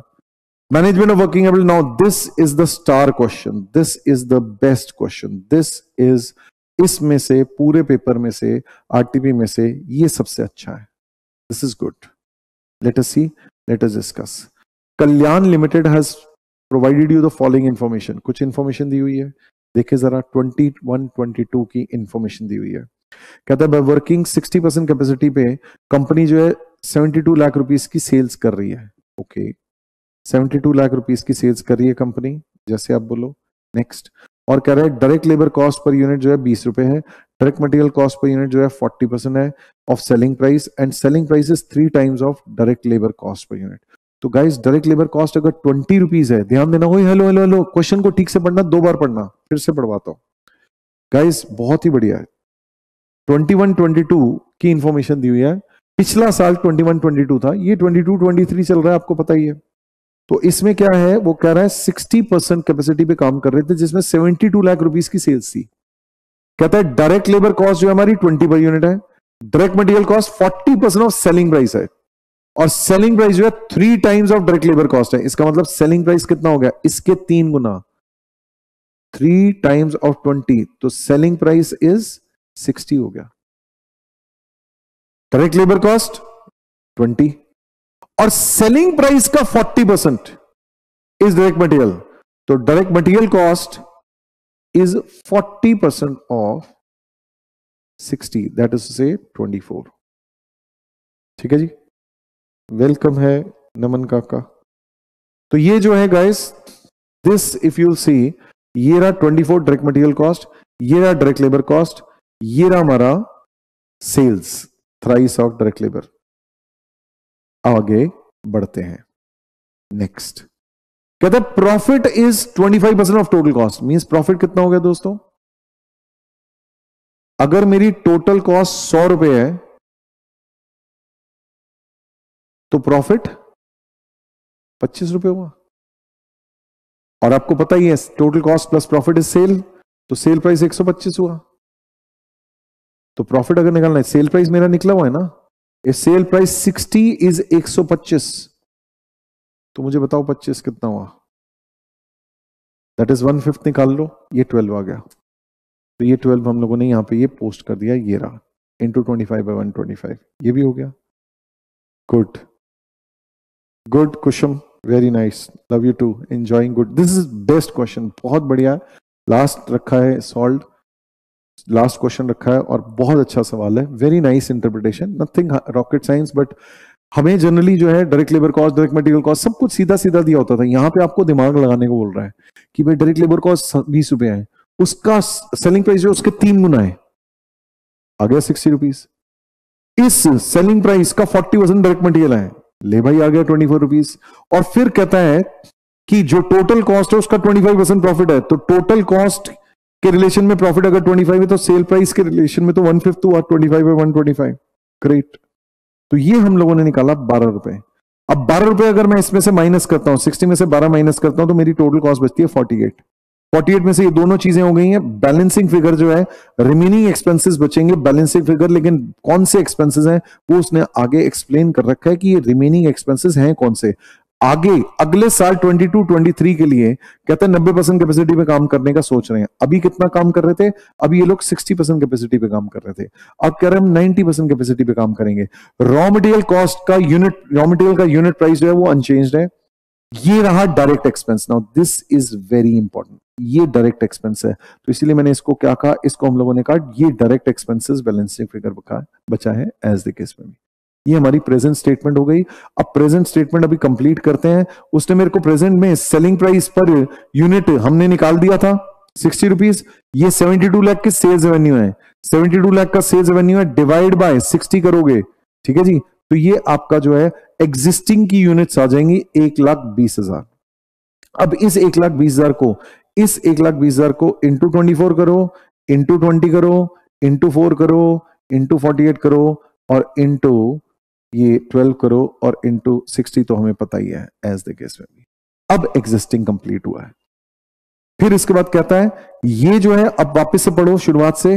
वो कह रहा है ये जो प्रेजेंट है ये 60% कैपेसिटी है। भाई अगर ये 60% कैपेसिटी है, if this is 60% capacity, how much is 100% capacity? 100% capacity is 2 lakh units. 2 lakh is 100% capacity, 2 lakh units is 100% capacity. और वो कह रहा है अगले साल में हम लोग क्या सोच रहे हैं? अगले साल में हम सोच रहे हैं कि हम लोग करेंगे 90%, हम लोग करेंगे production and sales 90% of its capacity, 90% of its capacity करेंगे। तो कैपेसिटी अगर 2 लाख यूनिट्स है, उसका 90% बोले तो ये हमने निकाला 1,80,000 यूनिट्स। ये अगर इतना है तो इसका 90% ये हमने निकालना है, तो this is going to be 1,80,000 units. अब फिर आगे वो क्या कह रहा है, खर्चों के बारे में क्या बोल रहा है?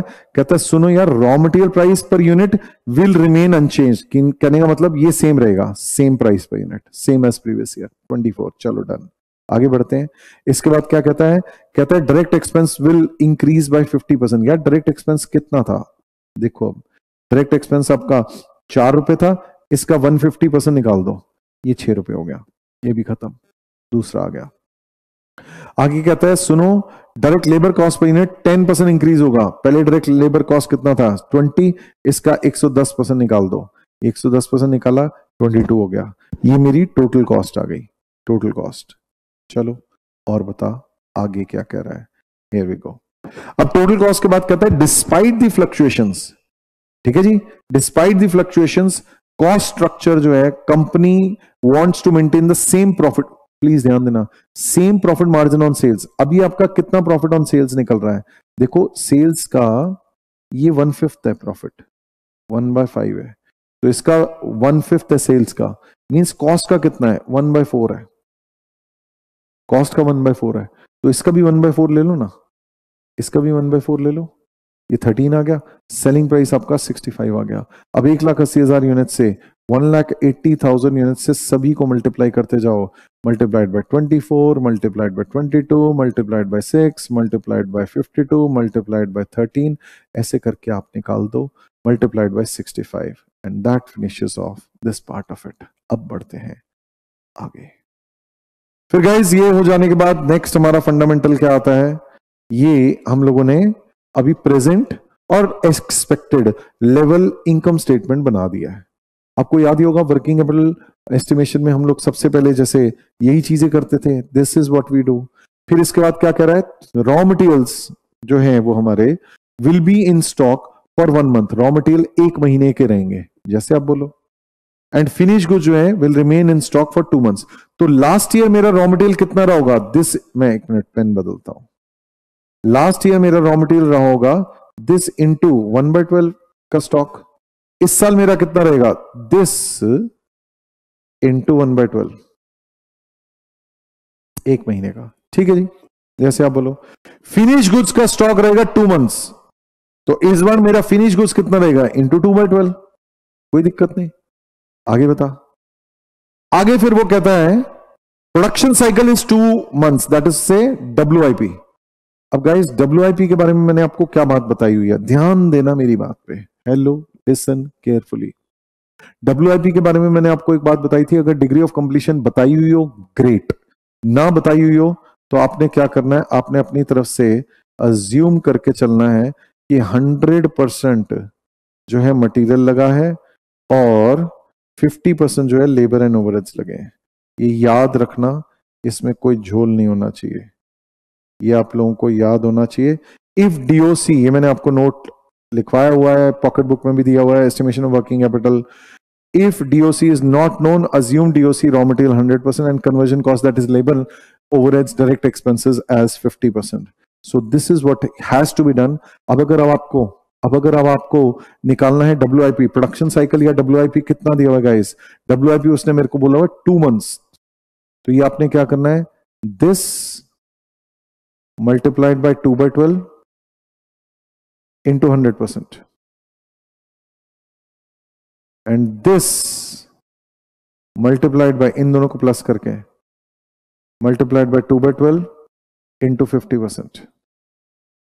ये आपका WIP आएगा। ये फिनिश गुड्स आया, ये रॉ मटेरियल आया, इन दोनों को मिला के आपका WIP आया।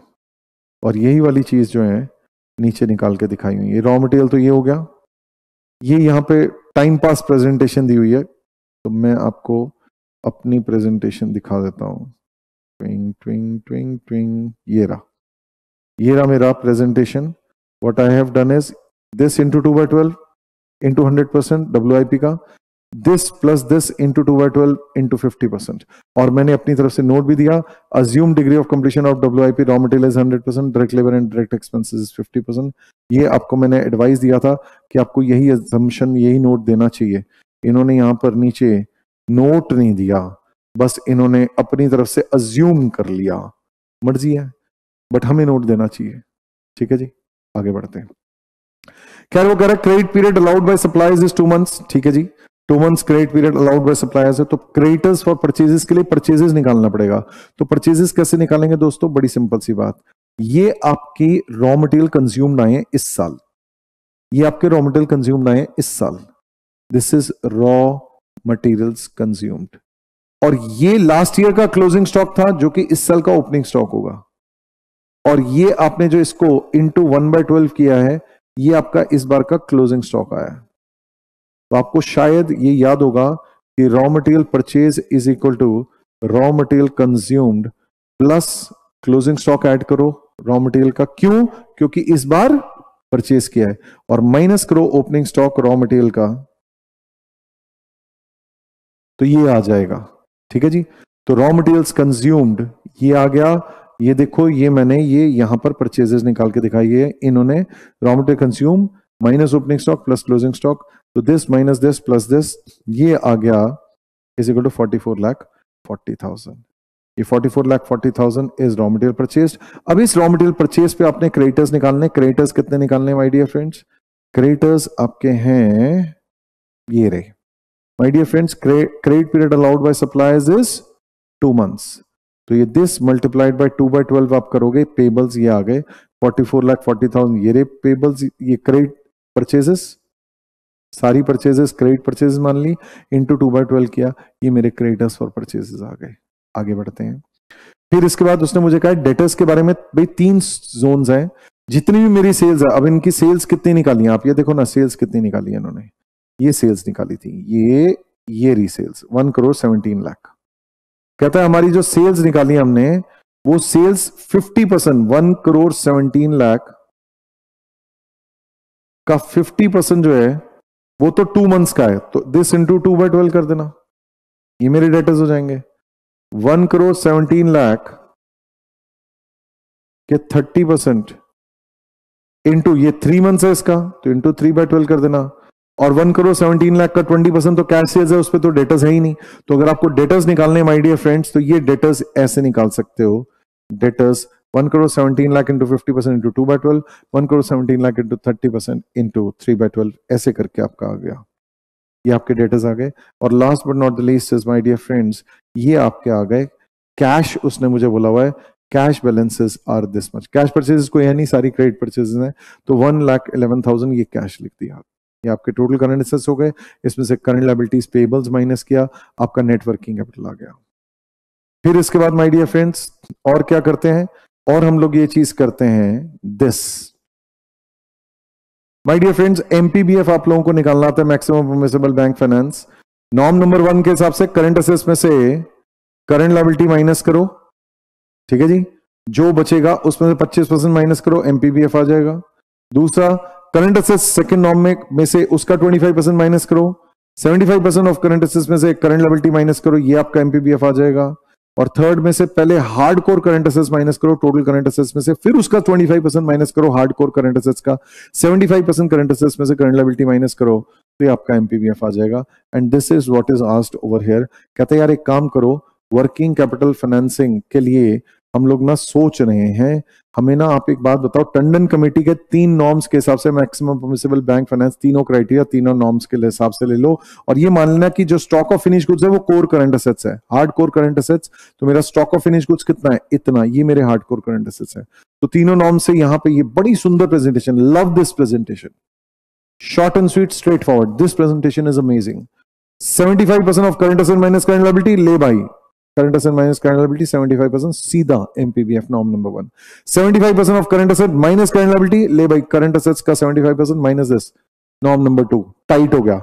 75% ऑफ, पहली चीज hard core current assets, current assets में से core current assets that is finish goods का माइनस करो, जो हार्ड कोर करंट असेट्स आए उसका 75% निकालो, और फिर उसमें से करंट लायबिलिटी माइनस करो, ये माइनस किया और ये एमपीबीएफ और टाइट हो गया, and that finishes off this part of it.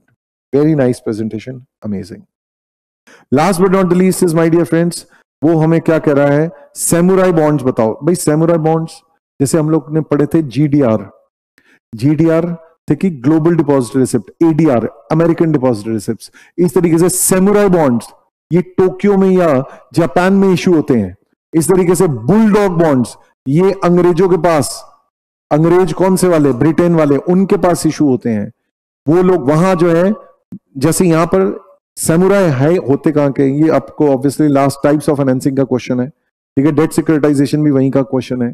तो सैमुराई बॉन्ड्स कौन से होते हैं, सैमुराई बॉन्ड्स वो होते हैं जो कि टोक्यो में या जैसा भी आपका जापान में इशू होते हैं, येन में इशू होते हैं, येन करेंसी में होते हैं, जापानीज येन में होते हैं, और ये नॉन जापानीज कंपनी मींस बाहर की कंपनी जो है आके इशू करती हैं। जैसे आपने जीडीआर एडीआर पढ़ी थी, वैसे आपने एफसीसीबी भी पढ़ा था, फॉरेन करेंसी कन्वर्टेबल बॉन्ड्स। तो ये बेसिकली ये जापानीज बॉन्ड्स, जापान में बाहर की कंपनी, जैसे हमारी इंडियन कंपनी जाके जापान में अगर वहां के एक्सेस करना चाहती है, वहां का कैपिटल, तो वहां से जापानीज मार्केट में वहीं के रेगुलेशंस के हिसाब से फंड्स अरेंज कर सकती है। ये इशू प्रोसीड्स वहीं जापानीज ऑपरेशंस के लिए यूज कर सकते हैं, या अपने लोकल, अपने देश में भी ला सकते हैं अपने लोकल ऑपरेशंस के लिए, या अपने फॉरेन करेंसी को हेज करने के लिए, बचाने के लिए भी कर सकते हैं। और ये है अंग्रेजों का बुलडॉग बॉन्ड, दैट इज ये यूके का है, ये पाउंड स्टर्लिंग में होता है, ग्रेट ब्रिटेन पाउंड या जीबीपी जैसा भी है, या पाउंड कह दो। उसमें फिर जो है ये लंदन में इशू होता है, ग्रेट ब्रिटेन के रूल्स एंड रेगुलेशंस, वहां के जो यूके है उनके रेगुलेशंस लगेंगे, एंड देन एक्सेस कर सकेंगे कैपिटल। हम लोग यहां से अगर हमारी कोई कंपनी जाके वहां पर ये वाले बॉन्ड्स इशू करती है, तो यूके मार्केट से फंड्स अरेंज कर सकती है। अब इनसे यूके ऑपरेशंस भी फाइनेंस कर सकते हैं, एज वेल एज अपने यहां पे भी लेके आ सकते हैं, लोकल अपॉर्चुनिटीज भी रिस्क जो है उससे एक्सप्लॉइट कर सकते हैं। अब बढ़ते हैं आगे। Last is securitisation. सिक्योरिटाइजेशन में, डेट सिक्योरिटाइजेशन में क्या है, सिंपल सी बात, फंडामेंटल आपको बताया हुआ है कि होता क्या। टेक एन एग्जांपल, कोई फाइनेंशियल इंस्टीट्यूशन या बैंक है, उसने क्या कर रखा है, उसने लोन्स दे रखे हैं, अभी लेट्स से होम लोन्स दे रखे हैं, let's say credit cards issue कर रखे हैं। अब इनका let's say an example, home loans का रेट ऑफ इंटरेस्ट चल रहा था उस टाइम पे 7%, आज रेट ऑफ इंटरेस्ट बढ़ गए हैं। अब इन्होंने तो दे रखे हैं क्रेडिट कार्ड्स का, लेट्स से एन एग्जांपल, इन्होंने रेट ऑफ इंटरेस्ट है 20%, आज बढ़ गए हैं। आज जो है अगर ये फ्रेश लोन्स दें तो today they can give these loans for 9%, today they can give these loans for 24%. now they need money, और इनके पैसे सारे के सारे इन डेटर्स में, इन अमाउंट्स में फंसे हुए हैं। तो ये क्या करते हैं, एक स्पेशल पर्पस व्हीकल, एक इंटरमीडियरी से बात करते हैं, इनको कहते हैं सुनना मेरे को कैश दे दे, तो वो कहते हैं कैश किस लिए, फर्दर लेंडिंग के लिए दे दे। अच्छा मुझे क्या मिलेगा, तो अपना कट ले लियो तो मुझे पैसे दिला। तो ऐसे में इंटरमीडियरी क्या करता है, ये इनके इन असेट्स को सिक्योरिटी की तरह लेता है। Security is not debt security, debt security तो ये इशू करते हैं सिक्योरिटीज, डेट सिक्योरिटीज। ये सिक्योरिटी जैसे होता है ना, चार्ज होता है, तो ये चार्ज लेता है, इनके ऊपर चार्ज लेता है। अब ये मॉर्गेज लोन्स है इस द केस में भी, ठीक है जी, होम लोन्स है, इन पे ये चार्ज लेता है, और इसी तरीके से क्रेडिट कार्ड्स इनके ऊपर भी चार्ज लेता है, और अपने नाम से, जैसे for example let's take an example, HDFC issue करे, एचडीएफसी जो है अपने नाम से जो है सिक्योरिटीज इशू करता है और इनको चार्ज लगा देता है कि ये होम लोन्स ये, और यहां से इनको अब ultimately let's take an example 8.5% interest मिलेगा टोटल मिला के, या चलो 7.5% कह देता हूं, 7.5% इंटरेस्ट मिलेगा। ये आगे इनको कमिट कर देते हैं कि हम आपको 7%, जो भी इन्वेस्टर्स इनको पैसे देंगे उनको ये 7% फिक्स इंटरेस्ट देंगे, और वो भी सिक्योर्ड है, सिक्योर्ड है। This is security means this is what, this is charge, this is secured debt, secured on these. तो बेसिकली क्या है इन्वेस्टर्स के लिए, अब ये इन्वेस्टर इनमें कौन हो जाते हैं, कोई प्रोविडेंट फंड है जिन्हें सिक्योर्ड इन्वेस्टमेंट चाहिए, या अदरवाइज कोई जिनको भी सिक्योर्ड इन्वेस्टमेंट चाहिए, वो इन्वेस्टर्स इनमें कैश देंगे, वो कैश ये लेके आगे इनको स्पेशल पर्पस व्हीकल जो है आगे पास ऑन करेगा, और उस कैश को ये फर्दर लेंड कर पाएंगे at higher rate of interest, that is say 9% और 20% एज द केस में भी। तो basically what I am trying to say is securitisation में क्या होता है guys, securitisation is a process जहां इलिक्विड एसेट्स को पूल्ड करते हैं, जैसे जितने भी आपके, मैंने आपको जैसे एग्जांपल्स दिया, मैंने आपको कहा होम लोन्स हैं या वगैरह, उनको लोन्स को जो है इकट्ठा करते हैं और सेल कर देते हैं इन्वेस्टर्स को सिक्योरिटीज के फॉर्म में, उनसे पैसा लेते हैं। बेसिकली हम लोग क्या करते हैं, यहां पर इनको सिक्योर्ड एसेट्स मिल जाते हैं कि भैया इनको चार्ज मिल गया इन एसेट्स पे, ठीक है, जैसे होम लोन्स है तो भाई प्रॉपर्टीज पे हो गया, ऑटोमोबाइल, रियल एस्टेट, इक्विपमेंट, क्योंकि बेसिकली क्रेडिट कार्ड इन्हीं चीजों के लिए तो होते हैं, ठीक है जी। और सम केसेस में लोन्स अनसिक्योर्ड हो सकते हैं, बट अदरवाइज मोस्टली जो है ये सिक्योरिटाइजेशन ही करते हैं। अब कहानी समझो, जैसे ये बैंक या फाइनेंशियल इंस्टीट्यूशन है, टेक एन एग्जांपल कोई भी एक है, आपका बैंक, ठीक है जी, ये आपका बैंक ने जो है फाइनेंस कंपनी ने जैसा भी है, इन्होंने क्या किया, इन्होंने कार लोन्स दे रखे हैं, होम लोन्स दे रखे हैं, क्रेडिट कार्ड्स इशू कर रखे हैं। अब क्या है, ये और लोन देना चाहते हैं, अब ये और लोन देना चाहते हैं तो ये कैसे करें। अब प्रॉब्लम क्या है कि इनके अपने एग्जिस्टिंग जो इन्होंने लोन्स दे रखे हैं उसको ये सेकेंडरी मार्केट में कहीं पे बेच तो पा नहीं रहे, ये इंडिविजुअल कार लोन्स हम इनको कहीं पे बेचें ये पॉसिबल नहीं हो पा रहा। तो इस केस में क्या करते हैं, एक स्पेशल पर्पस व्हीकल, जैसे कोई भी किसी बैंक या फाइनेंशियल इंस्टीट्यूशन से बातचीत होती है, वो क्या करते हैं, वो कहते हैं हम आपको सिक्योरिटी इशू करते हैं, अपने नाम से इशू करते हैं, आपके एसेट्स को चार्ज लगाते हैं, इन्वेस्टर्स से पैसे लेते हैं, pool of car loans, pool of otherwise home loans etcetera, वो लेके जो है हम आपको कैश पकड़ा के देते हैं इन्वेस्टर्स से पैसा लेते हैं, securitise process as the case में भी, ये जो है इनसे पैसा लेके नए इन्वेस्टर्स को अब ये जो है दे कैन अरेंज, यहां से पैसा लिया इनको, जैसे मैंने अभी आपको सिचुएशन बताई कि इनसे पैसा लेके आगे पास ऑन किया, and that is what can be done. This is securitization function. Guys, I really hope that you guys enjoyed this session. मेरी तरफ से आप सब लोगों को बेस्ट विशेस हैं, बेस्ट करें, एग्जामिनेशन में आप अपने बेस्ट एफर्ट्स करें, बेस्ट होगा।